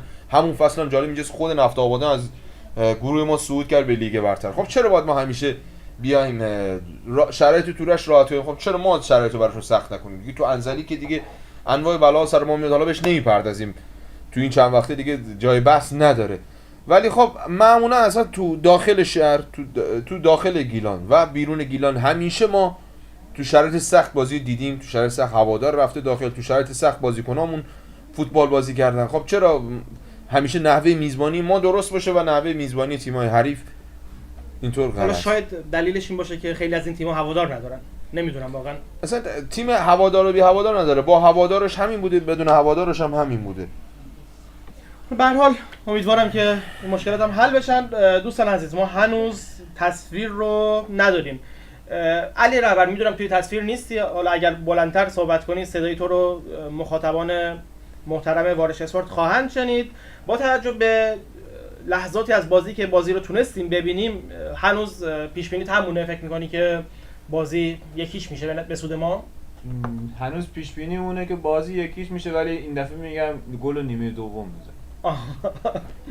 خب من جا داره که یک طور دیگه تشکر کنم از این 400 خورده نفری که همین لحظه توی لایو ما هستن. تصویر از مبدأ قطع شده، به محض اینکه تصویر بیاد ما هم تصویر رو برای شما پخش خواهیم کرد. تشکر دیگه بکنم از کلینیک زیبایی الماس که این فصل با ما بود، از همون حمایت کرد. امیدوارم که این حمایت ها در فصل آینده هم ادامه دار باشه. علی جان خبری چیزی؟ هیچی تقریبا میشه گفت هیچ چیز خبری نمیاد و دوستان ما هم که مطمئنم بچه‌ای که رفتن هم از هوادارا من فقط دارم تو گروه ها فوش میخونم. آره فوش به نسبت که برای کی؟ برای ما که نیست. آره نه ما برای شبکه باران و اهواز. آره اصلا کل هوادارا ناراحتیه به حق واقعا. واقعا به حق دیگه پخشیه. ببین شما حساب کن تا همین لحظه که ما حالا هیچ اطلاع رسانی خاصی هم نکردیم، ما حدود 2000 نفر اومدن توی لایو ما و یکی از دوستان اشاره کردن که من شبیه رائفی پورم. عرضم به خدمت شما که این 2000 نفری که تا این لحظه اومدن، خب این 2000 نفر میتونستن بیننده شبکه باران باشن اگر واقعا یک کیفیت خوبی داشت، یک گزارش درستی داشت، یک پخش مناسبی داشت. مثل اینکه میگن هنوز 0-0 به سلامتی. خب دقیقه 40 تا دقیقه 40 0-0 حالا ما برنامه داشتیم بین دو نیمه بیایم واقعا صحبت کنیم. الان دیگه نمیدونم چه صحبتی واقعا میتونیم بکنیم، ما خودمونم خسته شدیم اینقدر حرف زدیم. به هر حال تصویر هر زمانی بیاد، من فکر نمی‌کنم دیگه این ور توی نیمه اول بیاد، ولی به هر حال هر زمانی که تصویر بیاد ما حتما تصویر بازی رو برای شما استریم خواهیم کرد. از همه تشکر کردیم. یک طور دیگه تشکر کنم از عوامل وارش اسپورت که امروز اینجا هستن. 7-8 نفری اینجا پشت دوربین هستن، یعنی به غیر از من و علی ها که شما جلوی دوربین دیدید، 4-5 نفر دیگه هم هستن که پشت تصویرن و ازشون ممنونم که ممنونیم از کلیه بچه‌هایی که پشت دوربین هستن. خب الان مثل اینکه خبر رسیده که مثل اینکه آقای ناصر زحمتکش مالک داماش رو کلا از استادیوم انداختن بیرون. از زمین انداختن بیرون. حالا استادیومش رو نمیدونیم و یعنی به خاطر همین قطع شد. احتمالش هست، چون مثل اینکه اونجا حالا یه جنجالی راه انداخته بود که بازی بخواد پخش بشه. شاید هم نمیدونم، شاید مثلا هوادارهای فولاد درگیری ایجاد کرده باشن، نمیخوان این تصویر پخشه، واقعا نمیدونم. مثل اینکه حالا بازی چیزی که همکاران اشاره میکنن روال عادیش رو داره طی میکنه. البته دقایق زیادی واقعا نمونده دیگه، یعنی کمتر از 5 دقیقه وقت داریم به پایان نیمه اول و نتیجه همچنان 0-0. اتفاق خاص اگر از توی چند تا از کامنت های بچه‌ها رو که قابل خوندن باشه، علی رهبر تو میتونی بیای برام بخونی یا سید علی تو برام بخون. چیزایی که بشه خوند. البته کامل یکی به اسم شوالا نوشته تو یوتیوب وارش بمونید بلافاصله هر جا لایو بیاد سری میذاره. خب نه حالا جدا از شوخی جای اگر کامنتی از بچه اگر توی کامنت واقعا قابل خوندن نیست، یعنی همشون رو بوق گذاشت. آره من فکر میکنم واقعا عوامل برگزاری و صدا و سیمای استانمون شایسته همون بوخ‌ها هستن. مثلا سید همین دوستان می‌فرماین که یوتیوب وارش اسپورت هم نشون میده یا نه. نشون که میده، ولی تصویر رو داریم استریم میکنیم با گزارش سید علی. یک تصویرمون همون تصویره و تصویر در حال حاضر در حال پخش نیست. حالا اگر تصویر بیاد ما براتون حتما استریم رو ادامه خواهیم داد. یه نکته جالبی هم من بگم، برگرفته شده از کامنت یکی از دوستان. الان یه شبکه هست از افغانستان که طالبان هم به هر حال اونجا حضور خیلی محکم و چشمگیری دارن، که داره بازی‌های جام جهانی که اومد با کیفیت فول اچ دی پخش کرد. الان مثلا پریشب بازی، دیشب دیگه بازی وست هم و فیورنتینا رو پخش کرد. داره بازی مهم رو رایگان که مثلا شبکه‌های بزرگ مثل الجزیره اسپورت و نمیدونم شبکه‌های خارجی و میان که با کلی هزینه داره رایگان پخش میکنه. ما تو این شرایط خب صدا سیمای ملی ما میاد تصاویر رو میدزده، یه دونه آرم کوچیک اون بالا میذاره. خب حالا حساب کنید حالا مثلا همین بازی خارجی تو افغانستان داره راحت پخش میشه با کیفیت بالا. بعد ما الان واسه دیدن یک بازی که حدود 900 کیلومتر اون طرفتر از رشت داره برگزار میشه، باید اینقدر گرفتاری بکشیم بریم تو لایوهای بچه‌هایی که اونجا هستن تا بتونیم فقط یه بازی رو نشون مثلا هواداری بدیم که حدود 2000 نفرش حداقل الان با ما هستن که فقط ببینن آقا تیمشون داره چی کار میکنه. خیلی عجیب غریبه دیگه. علی جان حرف می‌خوایم بزنیم که حرف بسیاره. مثلا حالا جدا از این قضیه که بهش اشاره کردی، پروازهای داخلیمون چرا باید اینقدر کم باشن و اینقدر چرا باید گرون باشن که مثلا هوادارامون واقعا این همه ساعت بخوان توی راه بمونن، خیلی‌ها نتونن برن. من مثلا خودم یادم زمان فینال جام حذفی که رفت بودیم اهواز، خب خیلی از بچه‌ها تونسته بودن با پرواز بیان، یک روزه اومدن و برگشتن. الان اینقدر قیمت‌های پروازها گرون شده و پروازها اصلا نیستن، عملاً امکان وجود نداره. گویا یک جایی داره لایو نصف و نیمه‌ای پخش میکنه، حالا نمیدونم رادیویشون گزارش بکن. بس بازی بیا فعلا خودشون توی تصویر دست بازیکن تیم فولادوین اهواز هستش و توی زمین خودی تقریبا توپو پاسکاری میکنن.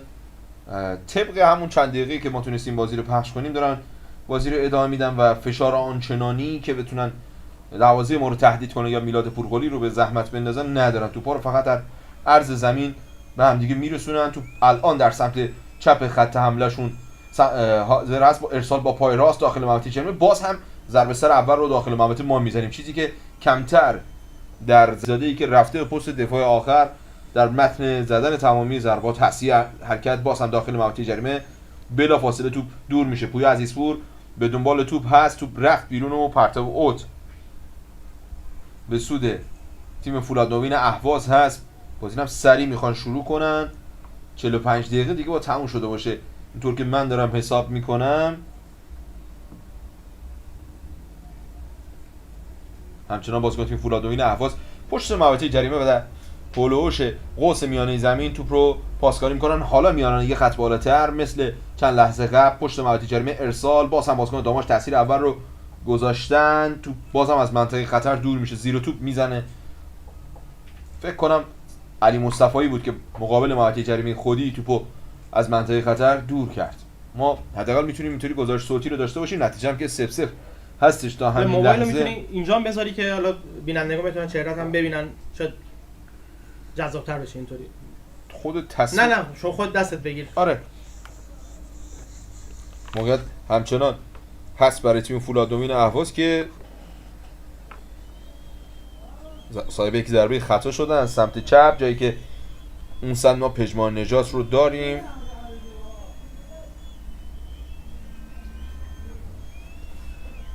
ضربه خطا هنوز زده نشده، نتیجه 0-0 مساوی هست. فشاری هم نداشتیم از سمت داماش حداقل زمین خودی بازی رو دنبال کنه. ضربه خطا حالا از راه دور فرستاده میشه به داخل محوطه جریمه. تو بلند هست میاد به تیر دورتر. میلاد پورقلی یه لحظه تعادلش به هم خورد، تو داش میرفت به سمت دروازه. تو یک دقیقه هم وقت تلف شده برای نیمه نخست منظور شده. نشون میده بازی فقط جنجالاش بیرون زمین بود. یه لحظه تو از دست میلاد پورقلی سر خورد، میتونست خطرناک باشه و توپ کورنر فرستاده شده. کورنر این بار از سمت راست دروازه میلاد فرستاده خواهد شد. بازیکنان داماشی همه تو ترکیب تو زمین خودی هستن. ضربه سر اول پورقلی، ضربه محکم هافک تیم فولادنوین اهواز رو جمع میکنه و در اختیار داره. یک دقیقه هم دیگه داره کم کم تموم میشه. حالا ضربه بلند مطمئنا بعد از مشخص شدن تکلیف این توپ در سوت خودش میدمه داور میدان محمد رستمی با پای چپ توپ برد به سمت چپ، اما سعید طالبی در اون منطقه حضور نداشت. بازیکن تیم فولاد توپو برداشته و بله سوت پایان 45 دقیقه اول. درگیری هم نیست خدا رو شکر. صداشون رو اگه زیاد کنید بهتون بشنون. آره من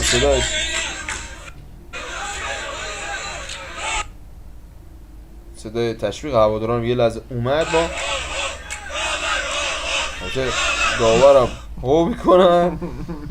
بر ترتیب ما نیمه اول رو دیگه تا جایی که در توانمون بود خدمت شما تقدیم کردیم. ببخشید برای من به نوبه خودم از شما عذرخواهی میکنم. خیلی تلاش کردیم که بتونیم به نحو احسن بازی رو پخش کنیم اما متاسفانه چیزی نبود که واقعا در کنترل ما باشه. آره ما همین تلاشمون با اینکه 4 تا شبکه ادعا میکردن که میخوایم پخش بکنیم، آخرش هم یه شبکه هم پخش نکرده. سیمای باران هم من نمیدونم مثلا چیزی میزنه نمیزنه تحت این بار داشت اذان پخش میکردن. خب پس هیچ عنوان و تیتری شبکه باران مثل که نداره. دوستان اشاره میکنن دیگه هم نیستن. آره نه نیستن و حالا ما به هر حال خودمونم یک استراحتی میکنیم. با شروع نیمه دوم اگر تصویر اومد در خدمت شما خواهیم بود، اگرم نیومد که به هر حال همین صحبتامون رو ادامه خواهیم داد. به هر حال بعد از 10 دقیقه حدوداً در خدمت شما عزیزان خواهیم بود. فعلا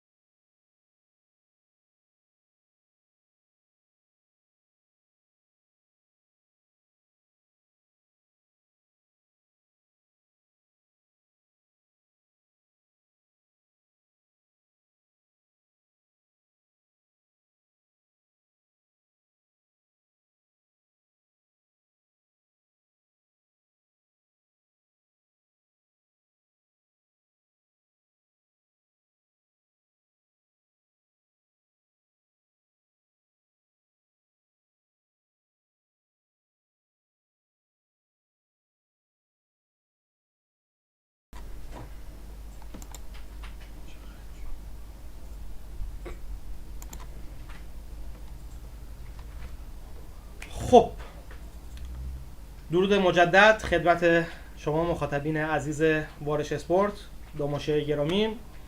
با پخش برگشت دیدار فولاد نوین اهواز و داماش گیلان در خدمت شما هستیم در کنار سید علی هاشمی و بقیه عوامل وارش اسپورت که پشت صحنه هستن.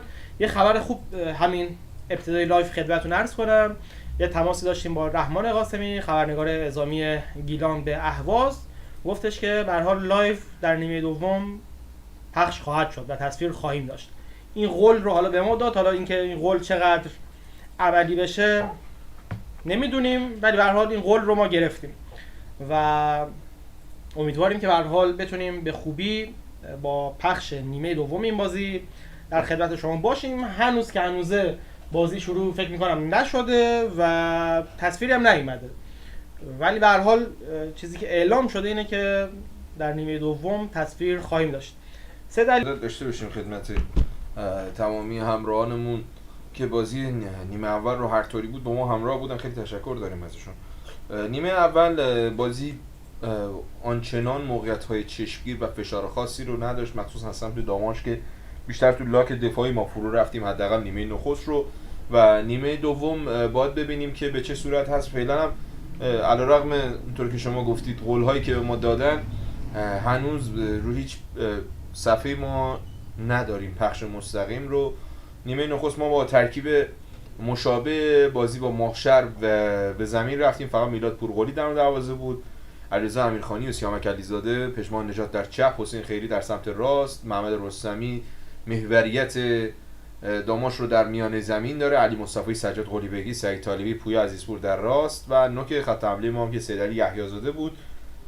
ما بیشتر دقایق رو میتونیم بگیم که تو زمین خودی بودیم و تیم حریف هم در عرض پاس‌های زیادی رو رد و بدل می‌کرد، اما آنچنان نتونستن دروازه ما رو تهدید کنن، بجز یکی دو صحنه یک جا فقط معدود اشتباهات، میشه گفت تنها اشتباه میلاد پورقلی بود که توپ از دستش یه لحظه سر خورد و میرفت که دروازه باز بشه، اما حضور به موقع مدافعین ما رو خط. یک نکته خدمت عرض کنم که تو اون چند دقیقه‌ای که ما تصویر نداشتیم گویا سیف‌های خوبی هم داشته. بله ما خب به هر حال باید نمیتونیم کتمان کنیم آمار پایین گل خوردمون رو. هنوز تو بازی پلی آف ما 3 تا 45 دقیقه گذشته و هنوز گلی رو دریافت نکردیم. 2 تا 45 کردیم و هنوز منتظریم که نیمه دوم آغاز بشه، ما هنوز گلی رو دریافت نکردیم. به هر حال دروازه‌بان‌های ما این فصل واقعا خوب بودن. یه تشکر باید داشته باشه از حسین محمدی عزیز، سرمربی مربی دروازه‌بان‌های ما که انصافاً دروازه‌بان‌های خوبی رو این فصل برای داماش آماده کرده. به هر حال خط دفاعی ما حضور علیرضا امیرخانی واقعا فوق‌العاده بود نتیجه به بعد و اضافه شدن سیامک به قلب خط دفاع، سیامک علیزاده که تو پاس یه جاهای مهاجم نوک بازی میکرد، اومد داماش رفت پست هافک میانی، یه بازیای پست هافک دفاعی بازی کرد که الان محمد رستمی اونجا برای ما بازی میکنه و امروز هم میبینیم که الان حدوداً 8 هفته هستش که آی پیوس اومده، 4 یا 5 هفته گذشته سیامک علیزاده رفت تو پست خط دفاعی و این موضوع باعث شده که خط دفاعی ما تو امر بازی سازی هم عالی عمل کنه. من نکاتی که میگم علیرضا جان با یعنی یه جورای سندیت عرض میکنم، بازی قبلی علیرضا امیرخانی نفوذی که از سمت چپ داشت، یعنی مدافع میانی ما که تو بال چپ بازی میکرد اومد بالا و اون پاس گل فوق العاده رو به فکر کنم سجاد قلیبگی داد، گل اولی و دومش بود فکر کنم که ما زدیم، پاس گل رو علیرضا امیرخانی داد و این نشون میده که تیم ما میخواد که از دفاع بازی سازی داشته باشه و نیازی نداریم به این امر در زمین. بله یه خبری هم اومده از صفحه تیفوسیا که میگن تمامی دوربین هایی که تو ورزشگاه از برای داماشیا رو دارن جمع آوری میکنن، یعنی اتفاق خیلی قضیه رو خیلی مشکوک میکنه اتفاقا. نمیدونم حالا چه دلیلی داره که این حجم جان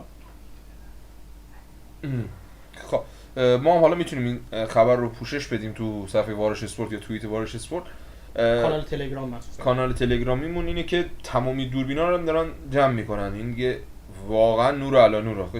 نمیدونم یه جوری تو بازی‌های بیرون خونه با ما برخورد میکنه که منطقه جنگیه، یعنی شما میری وارد منطقه جنگی میشه باید گوشی تحویل بدی یا نمیدونم شبیه کلانتری پاسگاه مثلا. به هر حال رحمان قاسمی قول داده که تصویر میاد و ما هم سعی می‌کنیم قولش حساب کنیم. آره ما بازی دارایی رو داشتیم که میگفتن آقا کلا داماشیا خبرنگارشون رو راه نمیدیم. حالا ما هر طوری بود که رفتیم داخل.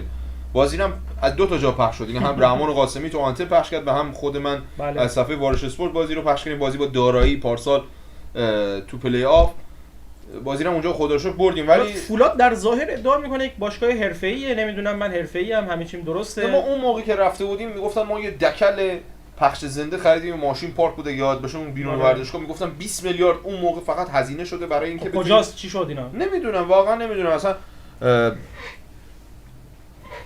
جای حرف هم نمیذارم. ما 45 دقیقه فقط داریم صحبت میکنیم، یه جوری فقط حوصله هوادارا رو هم داریم سر میاریم، اما خودمونم ناراحتیم، کاری از ما بر نمیاد. مطمئنا نیمه دوم باید آغاز شده باشه دیگه، اینقدر تأخیر نداره قطعا. رحمان قاسمی متأسفانه بعید میدونم. حالا از همکاران خواهش می‌کنم یک پیامی به رحمان بدن که آیا بازی قرار پخش بشه نشه و اگه پخش میشه باز ما بدونیم. به هر حال خیلی جالبم بود، قبل از بازی میگفتن که شبکه گیلان، شبکه خوزستان، نمیدونه آنتن، تلویزیون همه قراره پخش کنن، ولی فعلا مجددا خبری نیست. به هر حال خبرم که رسیده که کلیه دوربین‌های گیلانی هم در حال جمع آوری هستن. حالا جهنم دوربین‌های گیلانی رو اگر دارید جمع می‌کنید چرا خودتون پخش نمی‌کنید؟ به هر حال حالا حق پخش می‌تونید بگین یه چیزی که مربوط به اون باشگاه میشه، حالا اگر خیلی حرفه‌ای بخوایم در نظر بگیریم، ولی خب خودتون چرا پخش نمی‌کنید؟ دقیقاً هم همیشه برنامه حق پخش سر بازی ما اعمال میشه. ما تو هیچ باشگاهی از سطح یک کشور تا سطح چهارم اصلا اینجا داره که یک طور دیگه تشکر کنم از شما بینندگان عزیزی که با اینکه تصویر درست حسابی نداریم تا این لحظه با ما بودید. تشکری هم داشتید از بازی‌های خارج از خونه رو بریم یا حالا به هر حال تجهیزاتی تهیه کنیم. تشکر میکنم از کلینیک زیبای الماس و امیدوارم که این اسپانسریشون ادامه دار باشه. خبری مثل این که الان رسیده علی جان، مثل این که یه مقدار تصمیمات داوری هم جانبدارانه است تو نیمه دوم بیشتر از حتی نیمه نخست. مثل این که اصلا دروازه‌بان تیم فولاد نوین تو نیمه دوم بیرون محوطه توپو گرفته، ما هم اونجا بودیم غالبا باید کارت زرد میداد در بدترین شرایط، اما اینطور که میگن که اصلا کلا تصمیمات به سمت تیم حریف داره میزنه و خب مشخصه دیگه واسه چرا تصویر رفته. بله کاملا قش کرده به اون سمت اصطلاحاً میشه بهش گفت. و جالب اینجاست که میگن پیج یکی از پیج‌ها مثل که لایو شروع کرده، حالا ببینیم اگه دوستان بتونن داشته باشه. همکاران اگه میتونن تصویر رو استریم کنن به من اطلاع بدن که شدنی هست یا نه. خب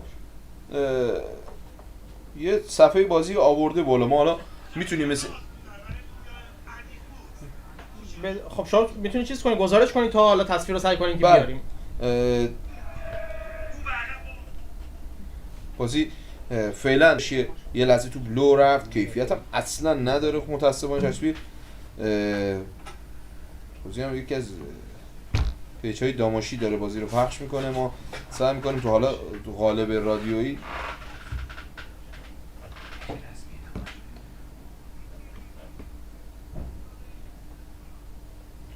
تو همچنان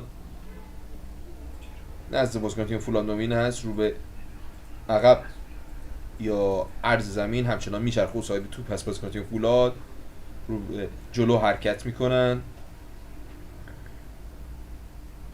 یه پاس پشت محوطه جریمه تیم داماش، بلندتر اگر باز هم بازیکن تیم داماش دارن فشار میارن برای گرفتن توپ، مقابل محوطه جریمه هستن بازیکن تیم حریف در عرض محوطه جریمه داماشی ها، ارسال داخل محوطه نمیاد و توپ بلافاصله از منطقه خطر دور میشه میره به میانهای زمین. همچنان تو زمین ما بازی میکنن بازیکن تیم فولاد نوین اهواز، رو به عقب نمیتونه از زیر فشار و خط هافک تیم داماش عبور کنن و بیشتر توپاشون رو به عقب هستش. همچنان بازیکن تیم فولاد نوین اهواز یه حرکت رو میبرن به سمت چپ، نتیجه هم 0-0 مساوی هست.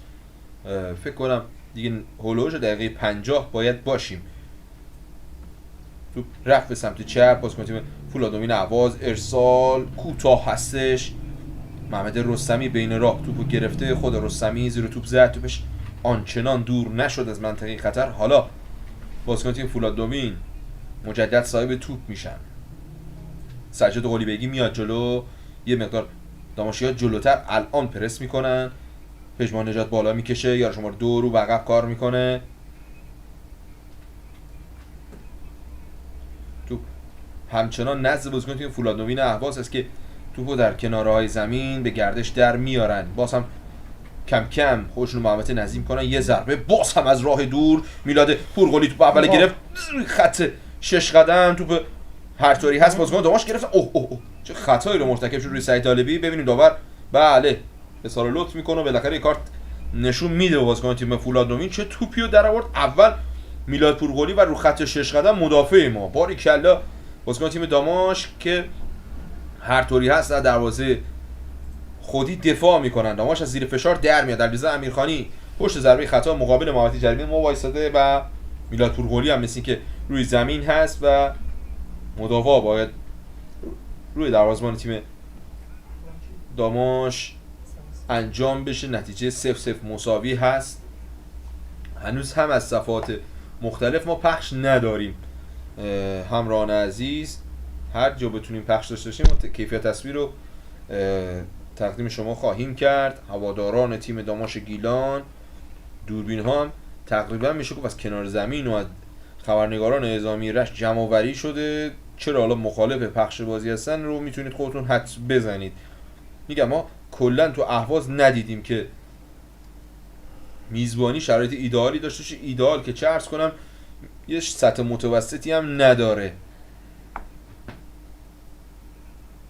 روی زمین هست همچنان میلاد پورقلی، بازی هم متوقف هست. نتیجه 0-0 مساوی. مرحله بد میره و اگر با هر نتیجه غیر از همچین اتفاقی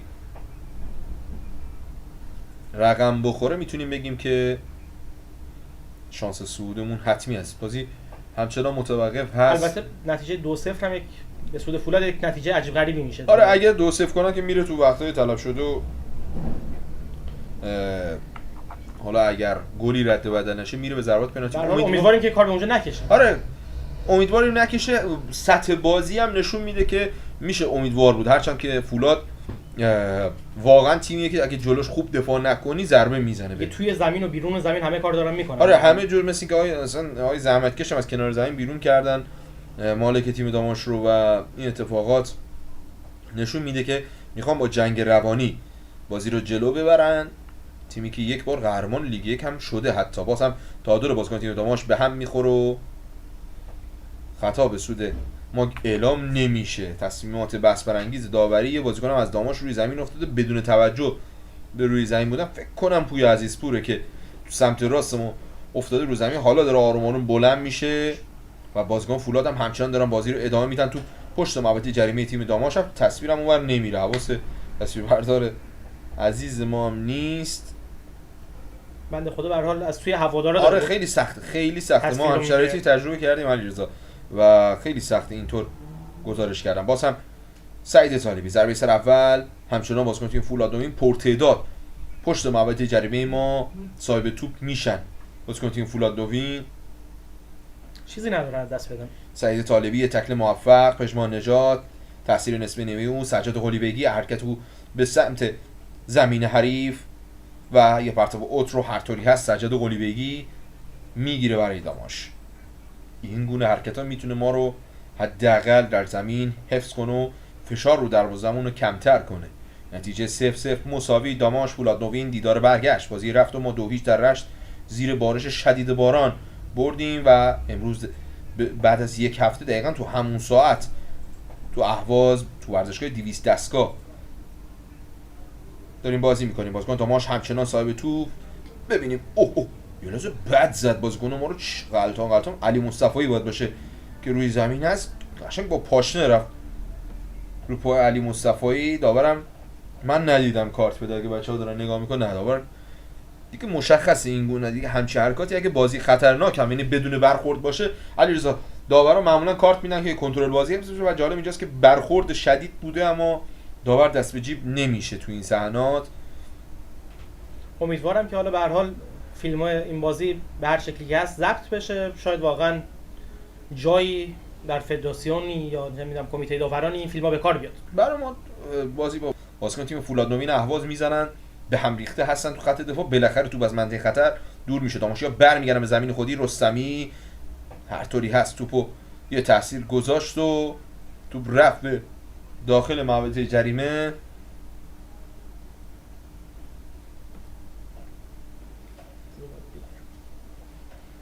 تصاویر هم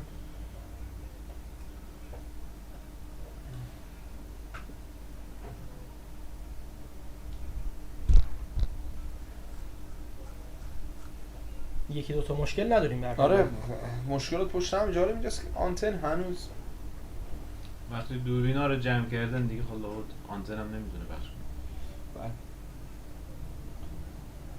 همچنان واسه تیم فولاد نوین پشت محوطه جریمه تیم داماش یه پاس رو به جلو، توپ رفت داخل محوطه جریمه و هر طوری هست باز هم از منطقه خطر توسط پوی عزیزپور دور میشه. تو ارتفاع زیاد داشت اما نتونست حداقل تیم فولاد نوین رو عقب ببره. واسه آرام آرام جلو میان، دوتا هافک میانی دارن که بیشتر توپا رو به کنارها پاس میدن. حالا یه بار دیگه تاثیر نصف نیمه، این ضربه از داخل محوطه جریمه که خیلی محکم بود از بالای دروازه میلاد پورقلی به بیرون رفت و وارد سیاره مریخ شد. آره از خیلی خیلی خیلی بلند بود. توپو هم باید توسط میلاد پورقلی به جریان در بیاد.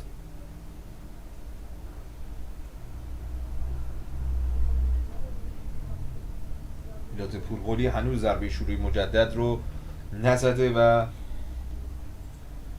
بالاخره به توپ ضربه میزنه. میلاد پورقلی توپش میاد به زمین تیم فولاد نوین اهواز، ضربه سر اول رو بازیکن تیم فولاد نوین میزنن، پاسا رد و بدل شده، توپ میاد به سمت چپ. حالا یه تیکه توپ میفرستن تو داخل محوطه جریمه، باز هم دور شد. سجاد قلیبگی نتونست ضربه سر اول رو بزنه. سعید طالبی درگیر هست با بازیکنان تیم فولاد نوین اهواز. قلیبگی خودش توپو گرفت، باز هم تکل خطرناک و داور در سود خودش میدم و خطا به سود تیم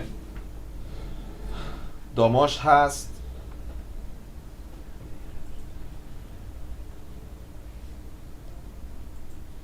بازی متوقفه و سجاد قلیبگی آرام آرام از جا بلند میشه، محکم بازی میکنه تیم فولاد نوین اهواز. فرشاد پسن و نکات فنی رو منتقل میکنن. بازم میلاد پورقلی میاد از محوطه جریمه بیرون و خطا رو خواهد زد. ضربه خطا زده میشه، پورقلی بلند میفرسته. هیچ کدام از بازیکنان داماش در اون منطقه حاضر نیستن و تو میرسه به دروازه‌بان از فولاد نوین. بازم آرام آرام از محوطه جریمه خودی میان بالا بازیکنان تیم فولاد نوین. یه ضربه پشت مدافعین تیم داماش گیلان که ثمر خاصی رو نداره،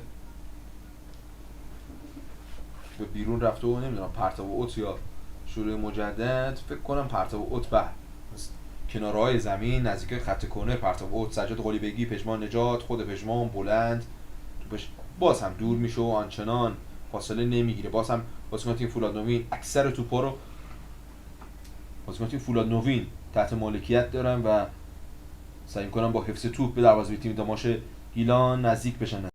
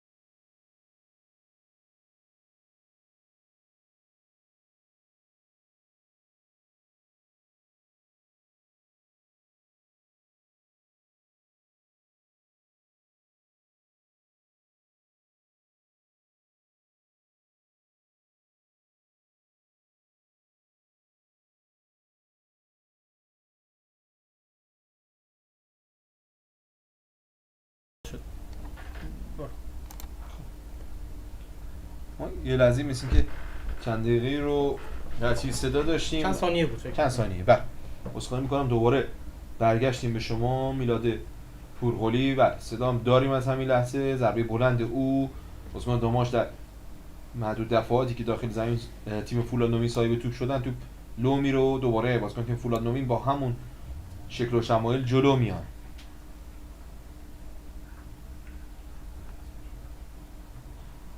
گویا رحمان قاسمی هم داره پخش میکنه و باید ببینیم کجاست، رو صفحه شخصی خودشه یا آنتن. حالا باید ببینیم دیگه واقعا اگر تونست پخش کنه که ما هم تصویرش رو میاریم حتما. ببین ما آنتن که فعلا چیزی نداره، حالا ما بتونیم هم سریع استریم میکنیم اما گویا همچین اتفاقی هنوز نیفتاده.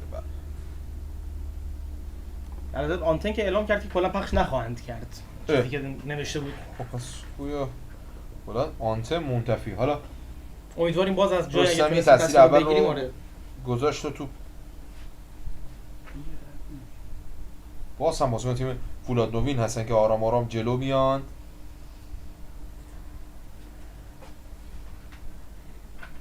همچنان بازیکن تیم فولاد نوین رو قوس میانی زمین صاحب توپ هستن.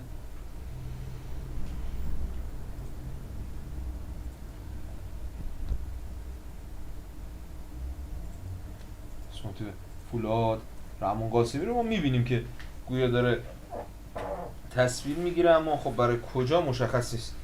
جالب اینجاست خبرنگار رسمی اعزامی تو تماشاگرانه، تو تماشاگران با یه وضعیت خیلی فاجعه. خداییش ما باید بگیم که از نظر کیفیتی محرومن، نه از نظر شرایط و امکانات. یعنی حتی چیزایی هم که دارن اجازه استفاده نمیدن. علی جان یک چیزی ولی برای ما مشخصه، باشگاه فولاد که حالا این باشگاه بش باشه، تیم دومش باشه، قطعا هر چیزی که هست یک باشگاه حرفه‌ای نیست. من ظاهر میشه گفت همه حرفه‌ای هستن ولی خب اینطور که مشخصه ما دو بار مگه میشه ما مثلا بریم اهواز هر دو بار یه روال مشخص رویه آزار دارن و همیشه باید یه آزاری برسونن به هواداران و کلا دوستان تیم داماش، چه در اونجا چه توی خونه هاشون یا تو شهر خودشون میخوان بازی رو ببینن.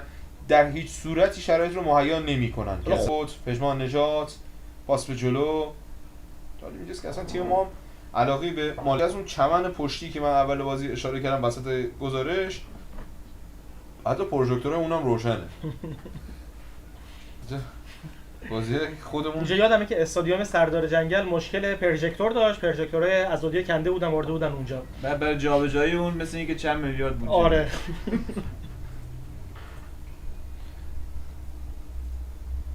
تایم رو هم نداریم. چون که مشخصه حداقل 20 دقیقه نیمه دوم گذشته. یک اتفاقی هم اونجا آره یه تعادلی که از بازیکنان ما به هم خورده و بدن روی زمین افتادن و مداوا هم داره انجام میشه. بازیکنان ما میان کنار زمین یه لبی تر میکنن دیگه تا شرایط بازیکن مصدوم ما رسیدگی بشه. بازی اصلا کیفیت جذابی رو در حد یک دیدار حساس پلی آف نداره. ما حداقل پلی آف لیگ 3 مون خیلی شرایط بهتری داشت. واقعا شرایط بهتری داشت. آره سه تا گل داشت. ما بازی 2-1 بردیم. حتی بازی با دارایی که اونجا به هر حال همون دارم میگم بازی نه از نظر پخش هم حتی شرایط خیلی بهتری داشت. آره پخشش کسی میگفتن نمیذاره. ورود به استادیوم باید از فنس استادیوم بالا میاد. برای قسمت بعدش میاد. بالاخره رفتیم دیگه حالا. اونجا یه دونه از بازیکن‌های ما مثل که ناراحتی میکنه. حالا فعلا هم مشکل خاصی نیست و داره برمیگرده. در حال چیزی که مهمه اینه که فعلا نتیجه به سود ماست. من خیلی دوست دارم بدونم رحمان قاسمی چی داره پخش کجا داره پخشش رحمان قاسمی.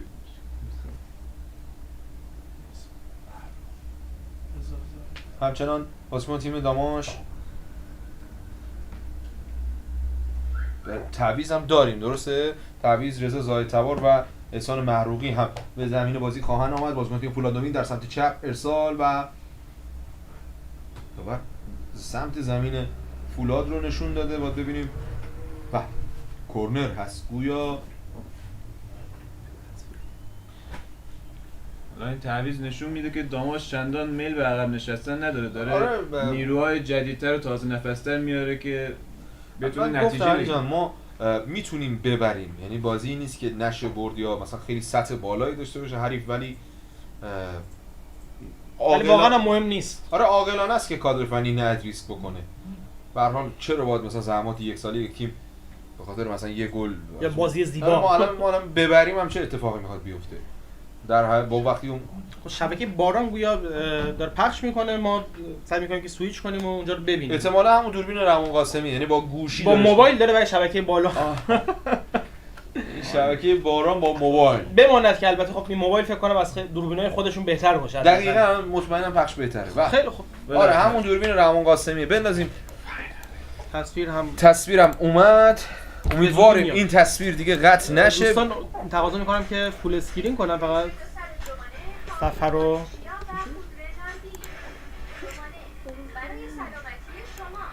صدا رو اگه دوستان قطع کنن ممنون میشم. خیلی خوب. خب بریم به بازی. تصویرم خیلی دوره، اگه بزرگتر بشه شاید من راحت‌تر ببینم. کورنر با همون رحمان دیگه، با آره تصویر رحمان و دوربینش. آره من آقا انصافا از کیفیت خود شبکه باران خیلی بهتر. یعنی دوربینای شبکه باران برن همه نفر یه دونه مثلا میان رده بخرن خیلی بهتر میشه. گوشی میان رده بگیرن بخش زنده راحت تره. کورنر زده میشه و داماشی ها، من توپو خیلی سخت دارم میبینم که یه لحظه دور کردن، توپ دوباره برگشت داده میشه به زمین تیم داماش، میاد رو تیر 2. فکر کنم از همون اینستاگرام میدیدیم تصویرش واضح‌تر بود ولی توپ معلوم نیست.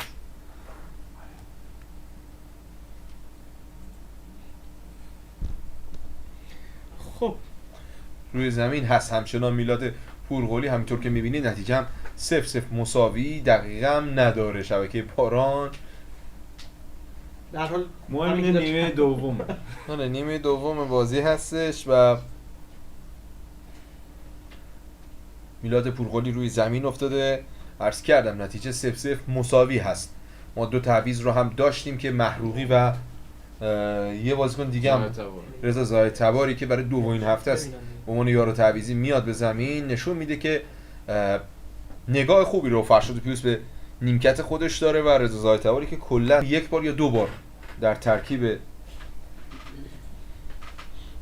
آقای میساقیان حاضر بودن توسط فرشاد پیوس در نیمه دوم به بازی گرفته میشه. همچنان روی زمین افتاده و شرایط ادامه بازی هنوز مهیا نیست برای داماش با توجه به مسئولیت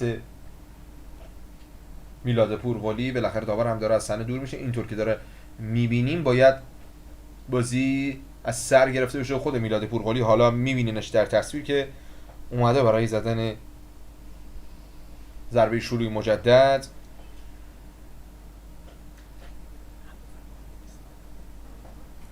پورقلی ضربه میلاد پورقلی میاد به زمین تیم اهواز و تو بعد از اصابت به بازیکن داماش نه خطا اعلام شده از سمت بازیکن تیم داماش. توپ میره به سمت چپ. بازیکن تیم فولاد نوین صاحب توپ هستن، جلو میکشن فولادی ها.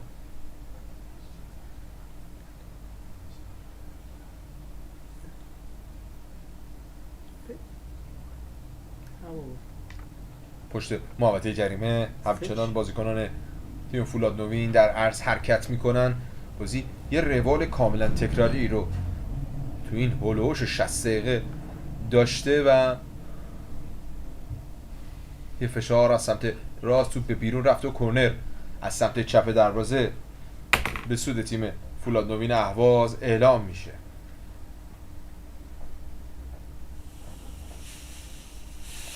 کورنر هنوز زده نشده. میخواستن سریع بازی رو آغاز کنن. هافبک‌های داماش و مدافعین ما کاملا هوشیار بودن.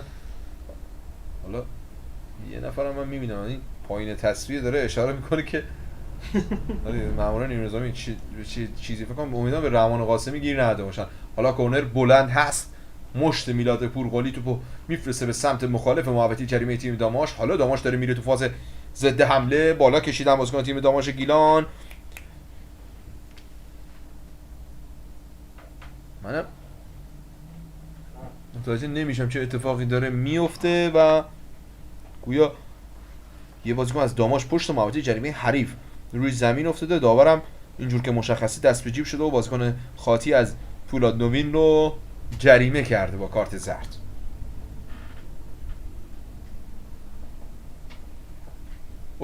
مثل که 70 دقیقه از زمان بازی هم سپری شده دیگه. ببخشید ما رو شرایط آنچنان مهیا نیست. تصویر شبکه باران رو هم میبینید آنچنان شرایط ایدئالی رو نداره. ضربه خطا به سوی داماشیگا از سمت چپ محوطه جریمه برای ما زده خواهد شد. جالب اینجاست که سرزنهای داماش هم آنچنان باید و شاید جلو نکشیدن. حالا احسان محروقی هم تو ترکیب هست، قطعا داخل محوطه جریمه میتونه تاثیرگذار باشه با توجه به قدرت سرزنی احسان محروقی. پژمان نجات و سعید طالبی طبق سنوات گذشته پشت توپ هستن. ببینیم این صحنه به کجا خواهد رسید. ارسال یه تیکه داخل محوطه جریمه و توپی که ثمر خاصی رو نداره و به بیرون رفت و از کنار دروازه باید بازیکنان فولاد نوین اهواز بازی رو آغاز کنن. کم جلو میکشن فولاد نوینی ها.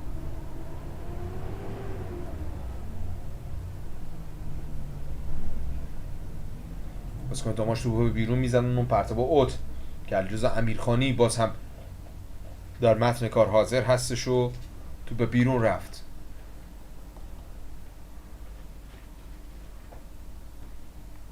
پرتاب اوت هنوز انجام نشده، در مرتبه دوم به بیرون رفت این بار ولی به سود تیم داماش. پژمان نجات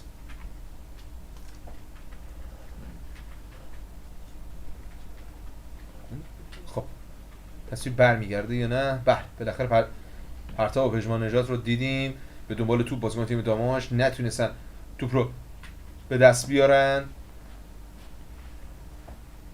باز هم بازیکن فولاد در زمین خودی آرام آرام بالا میکشن. داماشیان برمیگردن رو پست خودشون تا یه سر شکلی به خط دفاع بدن.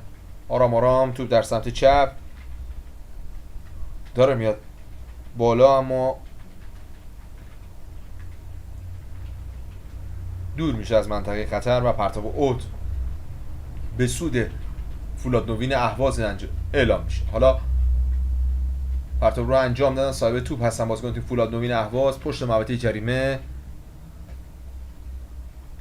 باز هم دور میشه و دوباره پرتاب به سود تیم فولاد نوین هستش.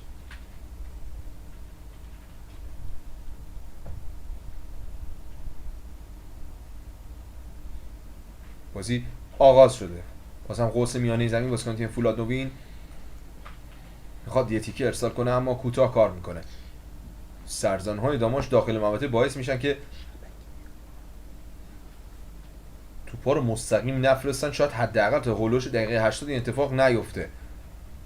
همچنان پشت محوطه جریمه موقعیت شوت زنی رو هم ندارن، اگر بزنن قطعا مدافعین داماش برخورد میکنه. حالا توپو بازیکن تیم داماش فکر کنم سجید اولیبیگی بود که از منطقه خطر دور میکنه.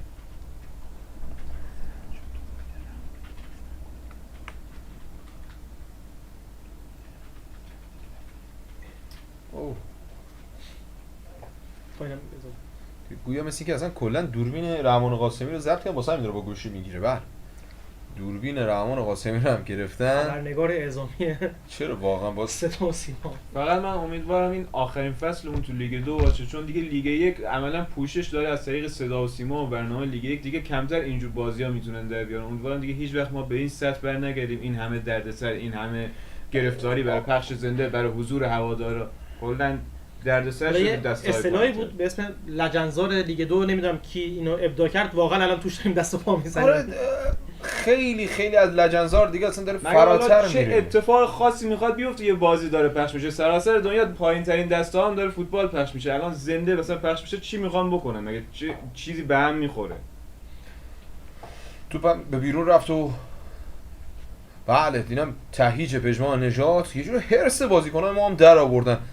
انصافا زورشون نمیرسه، یعنی دیگه این نشان از ضعف کامل مشخص توان ایستادگی فوتبالی رو مقابل ما ندارن. هر کسی از فولاد نوین الان بیاد چیزی غیر از این ادعا کنه کاملا دروغ و مهمل هستش. چطور میشه یک تیمی اجازه پخش رو نمیده، دوربین خبرنگار رو میگیره؟ خب چند بار قراره اهواز این بلاها رو سر ما بیاره؟ واقعا چند بار؟ اون بازی میگفتن تقصیر پرسپولیسیاست، این بازی الان تقصیر کیه؟ ما خب مستقیم داریم خودیم تیم فولاد نوین بازی میکنیم و نشون میده اصلا مشکل دارن با ما. اینو دیگه نمیشه کتمان مگه کرد. پخش کردن یه بازی زنده مثلا چه سختی داره این همه دردسر ایجاد بعد که چی تیمی بشه؟ که آنچنان اصلا حساسیت نره، تو 10,000 نفر هوادار تو روزی که تگرگ از آسمون میباره میان سردار جنگل شهرتون 2,000 نفر رو نمیتونه تو ورزشگاه پر کنه. نهایتا بیان لیگ 1 میخوان امتیازشون رو به یه تیم دیگه واگذار کنن، کار خاصی نمیخوام بکنن. خب چرا مثلا چه اتفاقی میخواد رقم بخوره؟ نزدیک 80 دقیقه از بازی گذشته یه شوت درست حسابی تو چارچوب ما نزدن. هر چی بوده یه فعل انفعال فوتبالی بوده. بازی هم که فعلا میبینید متوقف و سامان رضایی فکر کنم داره میره به زمین برای مدافع بازیکن ما. یک جمله ساده باید گفت، اسم بازی فوتباله، 90 دقیقه بازی کنین گندشو در نیارید.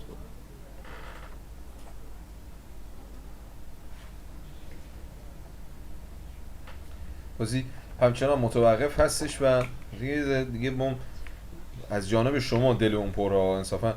دیگه کل بچهای وارش تمام تلاشمون داشتیم میکردیم که با بهترین کیفیت بتونیم بازی رو پخش کنیم. دیگه خودتون هم دیدید نشد آنچنان رضایت شما رو به دست بیاریم. البته ما هم انصافا تقصیری نداشتیم دیگه، خودتون دیدید که دیگه ما دوچار شرم نیابتی شدیم واقعا. آره دقیقاً همینه. همچنان بازی متوقف و اتفاق خاصی نیفتاد. نتیجه هم مجدد عرض کنم 0-0 مساوی هست و هنوز توپی از خط دروازه ها عبور نکرده. بازیکن تیم فولاد نوین هم جالب اینجاست که رفتن کنار زمین. چرا تایم استراحت بشه؟ ما هم باید بریم کنار. فکر کنم مربیشون اونا رو کشیده کنار. چون اگه تایم استراحت بخواد بدن الان تیمشون هم برگشت به زمین. توپ هم در اختیار بازیکن تیم داماش در خط دفاعی قرار میگیره. توپ هم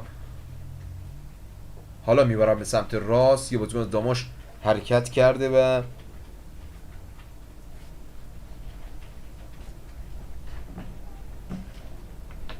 توپ از سمت مخالف آرام آرام داشت به بیرون میرفت که دوباره برمیگرده به زمین تیم داماش گیلان. واقعا تصویر اصلا گویا نیست من بتونم گزارش کنم خدمتتون.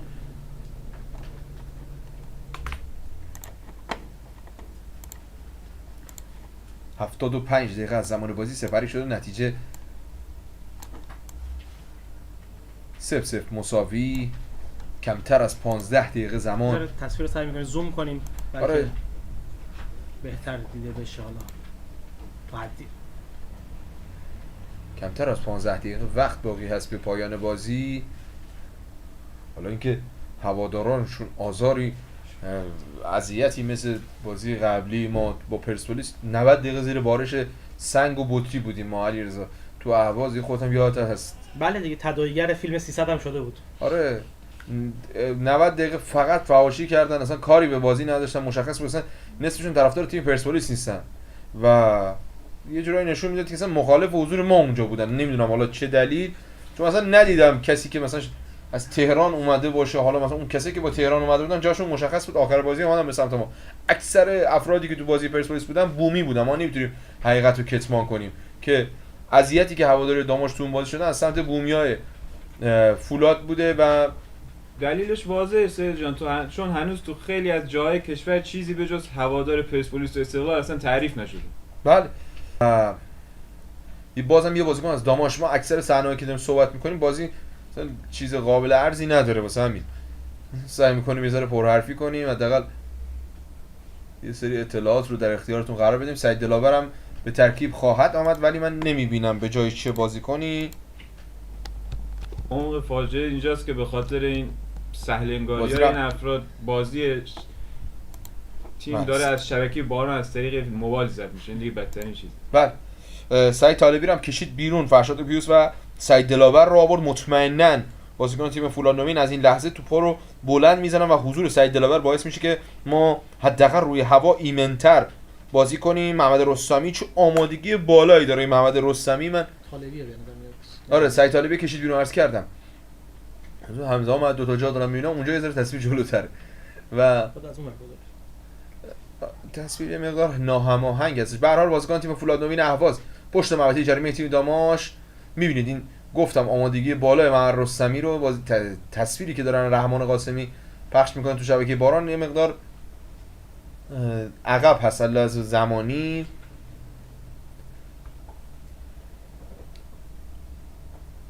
بازم جلو میکشن بازیکن تیم فولاد، سجاد قلی بگید استوپ نصف نیمه او نتونه توپو به تصاحب در بیاره، توپ هم داره آرام آرام به بیرون میره از کنار دروازه. میلاد پورقلی باید بازی رو شروع کنه. اشکان توانا اون پایین تصویر مشخصه که 78 دقیقه از زمان بازی سپری شده، نتیجه 0-0 مساوی هست. میلاد پورقلی جالب اینجاست که فقط نیروی نظامیشون زوم رو سکوهای ما. چه اتفاقی داره؟ محوطه فنی هم هست انگار. آره تو محوطه فنی ما هم میان. تو رشت که رو زومن رو خود ما، جای دیگه هم زومن رو خود ما. کلا داستان داریم با این افراد. واسه بازیکن تیم فولاد صاحب توپ هستن، آرام آرام تو میارن بالا. انصافا من خیلی دوست دارم این بازی رو ببریم، یعنی حتی شده یکیچ ما اینا رو ببریم تو زمین خودشون. خیلی لذت بخشتر از بازی برد بازی رفت میشه برای من حداقل. تو غیر فوتبالی همیشه جلوی داماشی ها میمونه، این حال آدم وحد میکنه قشنگ. ارسال داخل محوطه جریمه.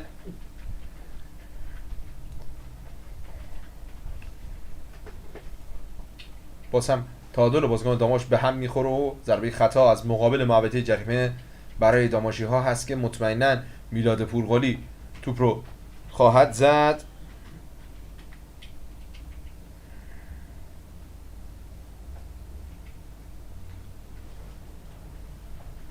هنوز به توپ ضربه نزده میلاد پورقلی، دروازه‌بان تیم داماش. توپ بازم میرسه به بازیکن تیم فولاد، یکیشن جلو بازیکن تیم فولاد. نتیجه 0-0 مساوی هست.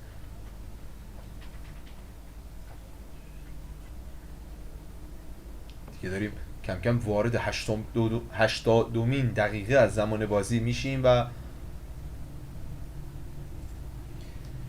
میلاد پورقلی طبق سریال تکراری بازی برگشت پلی آف صعود به لیگ 1 از کنار دروازه باید بازی رو شروع کنه. چمن مساعدی هم نداره، اینم میتونیم بگیم حداقل چمنش هم آنچنان بهتر از چمن مصنوعی سردار نیست. ورزشگاه 200 دستگاه فولاد نوین، پرچم هم به سود. چرا اسم ورزشگاهشون رو گذاشتن 200 دستگاه؟ مثل که یک لقب معروف به این لقب هست، اسم دیگری داره ولی تو تمام سایت ها به عنوان ورزشگاه 200 دستگاه. حضور هافک‌ها و تجمع هافک‌های تیم داماش اجازه نفوذ رو به هیچ عنوان نمیده به فولادی ها.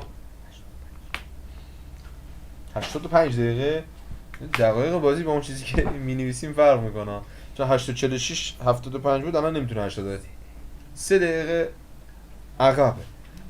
بازی این چیزی که الان شما می‌بینید هولوش 78 داره شبکه باران پخش میکنه، اما 82 بازی دقیقه 82-3 باید باشه در اصل.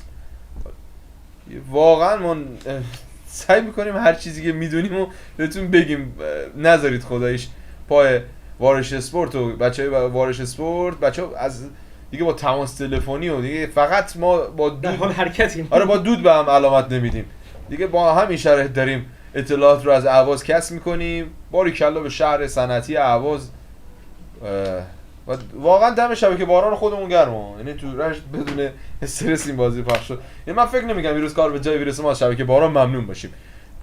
با موبایل دارم فقط دمشون. یعنی رحمان انسان تمام تلاشش رو داره میکنه. آره دم رحمان قاسمی میگم.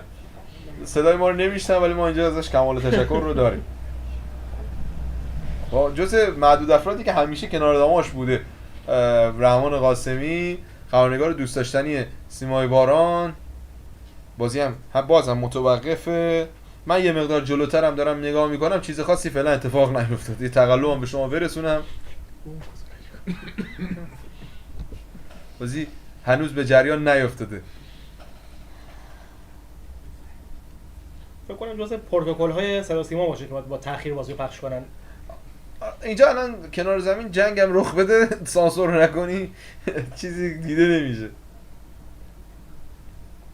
میاد یزدانی هم گویا تعویض بعدی هست، یه بازیکنم بازم از داماش روی زمین افتاده، فکر میکنم خطا به سود ما هست. میلاد پورقلی دوباره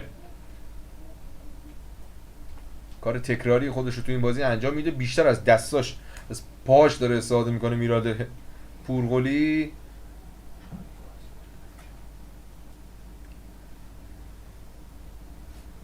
تو یه تیکه میاد به زمین حریف داماش و میاد یزدانی هستش که به زمین بازی خواهد آمد، میاد به سمت راست، میتونه این موقعیت خطرناک باشه. پژمان نژادی خطا رو مرتکب شد و اینجوری گرفت ضربه آهنگ تهاجمی تیم فولاد نوین اهواز رو.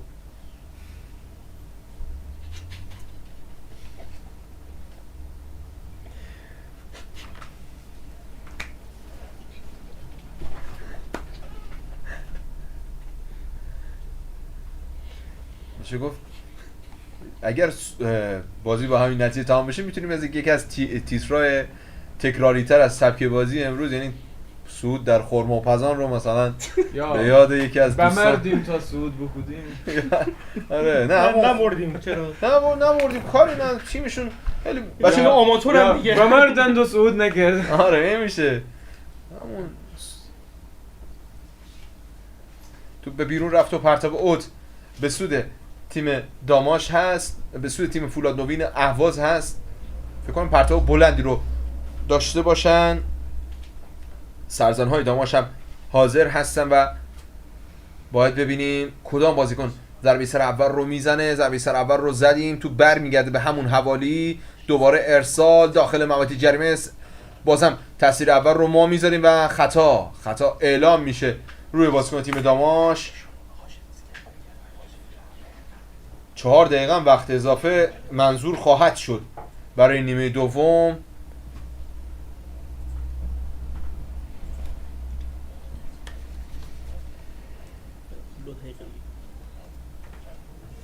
هنوز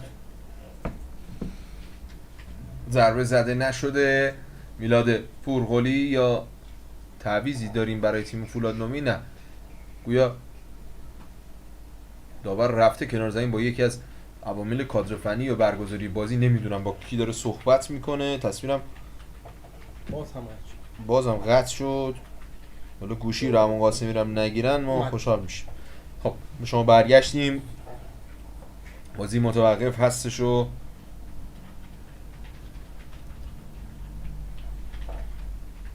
هنوز شروع بازی رو شاهد نیستیم. بازم تصاویر قطع میشه متاسفانه و دوباره تصویر برمیگرده.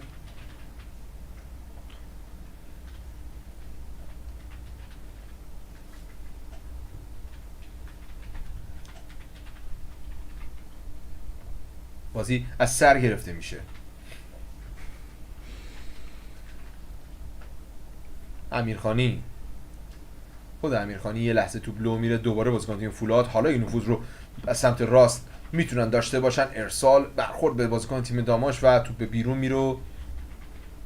پرتاب اوت به سود تیم فولاد نوین اهواز است. فرشاد پیوسو ببینید تا کجاها جلو میکشه. معمولا کنار زمین آرومه دیگه، فشار و استرس به او هم منتقل شده. انصافا کار سختی رو ممکن کرد فرشاد پیوس. میشه گفت دومین تساوی او به عنوان سرمربی. داورم اشاره میکنه که پرتاب باید مجدد انجام بشه.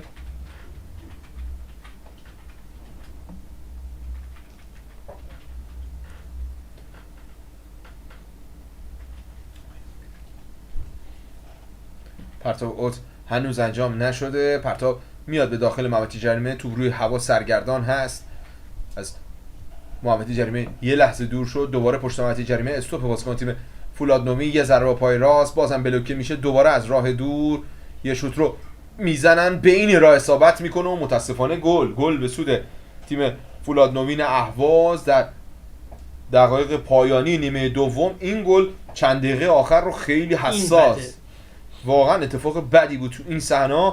روی یک ضربه از راه دور دروازه ما باز میشه و نتیجه 1-0 میشه و در مجموع 2-1 هستیم. اگر یه گل دیگه بزنه خدای نکرده فولاد، ما شاهد دقایق تلف شده هستیم. این چند دقیقه آخر رو قشنگ با استرس دیگه با توپری کنیم. حالا زیر توپ بازیکن داماش هم میل به حمله ندارن و توپ سریع از منطقه خطر دور میکنن. اتفاق جالبی نبود حداقل برای تیم داماش گیلان تو این صحنه ها. چقدر خشن برخورد میکنن کنار زمین. محمد طالبی رو میخوان دور کنن منطقه فنی. مثلا بازیکن تیم فولاد پژمان نژاد تو آرام آرام میاد به خط حمله. خود رضا زاهد تبار داره نفوذ رو انجام میده. رضا زاهد تبار و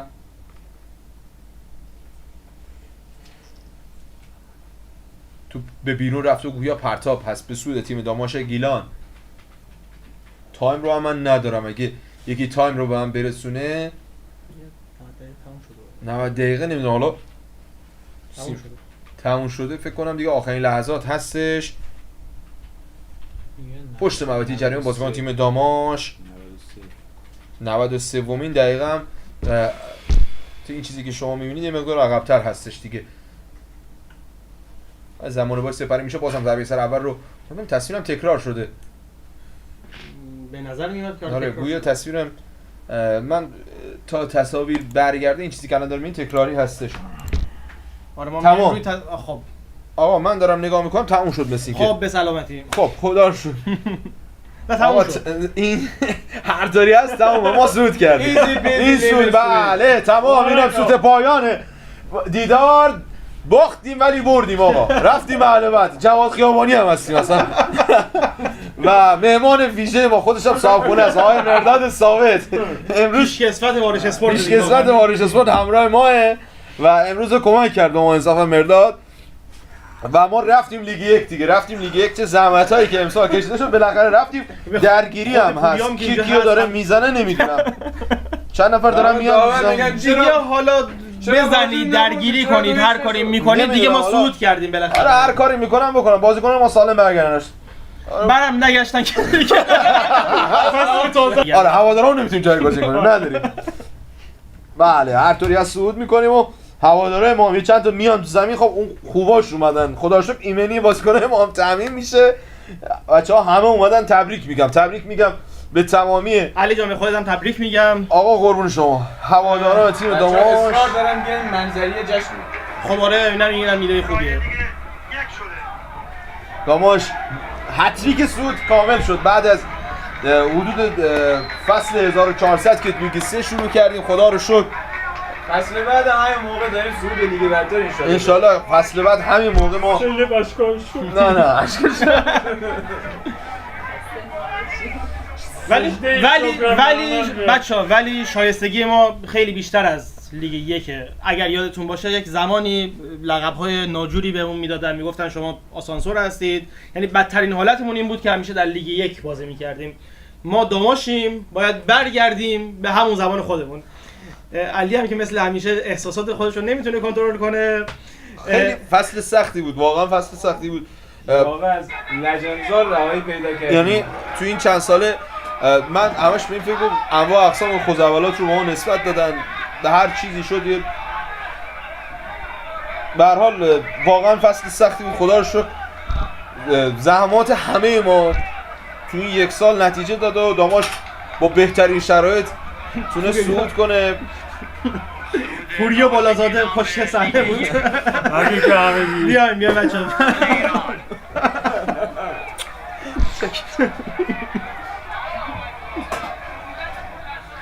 تازه رسیدیم به مرحله صفرمون ها. آره تازه رسیدیم به شروع ماجرا.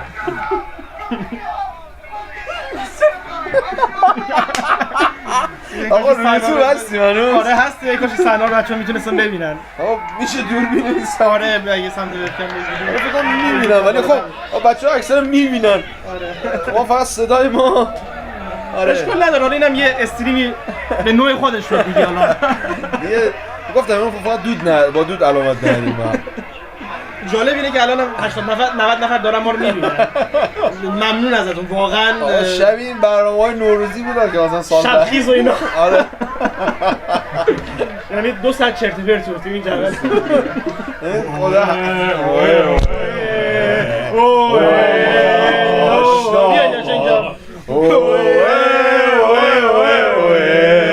داماش داماش داماش داماش. خب منظری گفتن دارن بچه جمع میشن کجا میرن؟ نمیدونم آقا همه تو گروه هم میگن دیگه. چی؟ خب یه خبر رسیده که باز باشگاه آماتور فولاد خوزستان دیگه به ما ربطی و نداره. هواداره آماتورترشون گرفتن داور رو مثل اینکه در حد کشت کتک زدن. میگه چرا نتیجه رو برامون در نیاوردی؟ دیگه چیکار نکرد علیه داماش من نمیدونم ما چه این انتظاری همه داشت. دوربین گرفتیم. علی کجای بیاد؟ من دارم سعی میکنم ببینم چیزی میبینیم مثلا از بچه‌ها، وضعیت خبر بچه. بازی هم اینو بگم که در سایت وارش اسپورت قرار گرفته. حالا ویدیویی اگر باشه میذاریم، خبر رو توی اینستاگرام هم میذاریم، تلگرام میذاریم، خلاص همه جا سعی میکنیم که مطلب بذاریم دیگه. ما هم اصلا از الان که خدا رو شکر سودمون قطعی شد قول میدیم که لیگ یک رو حداقل علی واقعا از یک جای بعد انصافا وارش اسپورت خیلی اومد پرتلاش ظاهر شد. دیگه خود میدونی دیگه کلی ماهای کنار اول نه هوادارا. تمام هیچ کسی دل و دماغش رو آره نداشت. اون انرژی نبود اما خدا رو شکر حالا از یه جای بعد حداقل داماش میشه گفت این سال تلخ گذشته و امسال رو حداقل با شیرینی همراه کرد. تیمی که همیشه یه جورای نماد جنگ و مبارزه با میشه گفت نابرابری هاست و رو صعود کرد اومد لیگ یک. کمترین حق ما برگشتیم به جایی که ما رو با انحلال ازش انداختن بیرون و خودمون سقوط نکرده بودیم. خدا رو شکر اومدیم. نظر من میدونی چیه دیگه داماش اون آسانسور سابق نمیشه. ما الان بالا خیلی فرق. الان اگه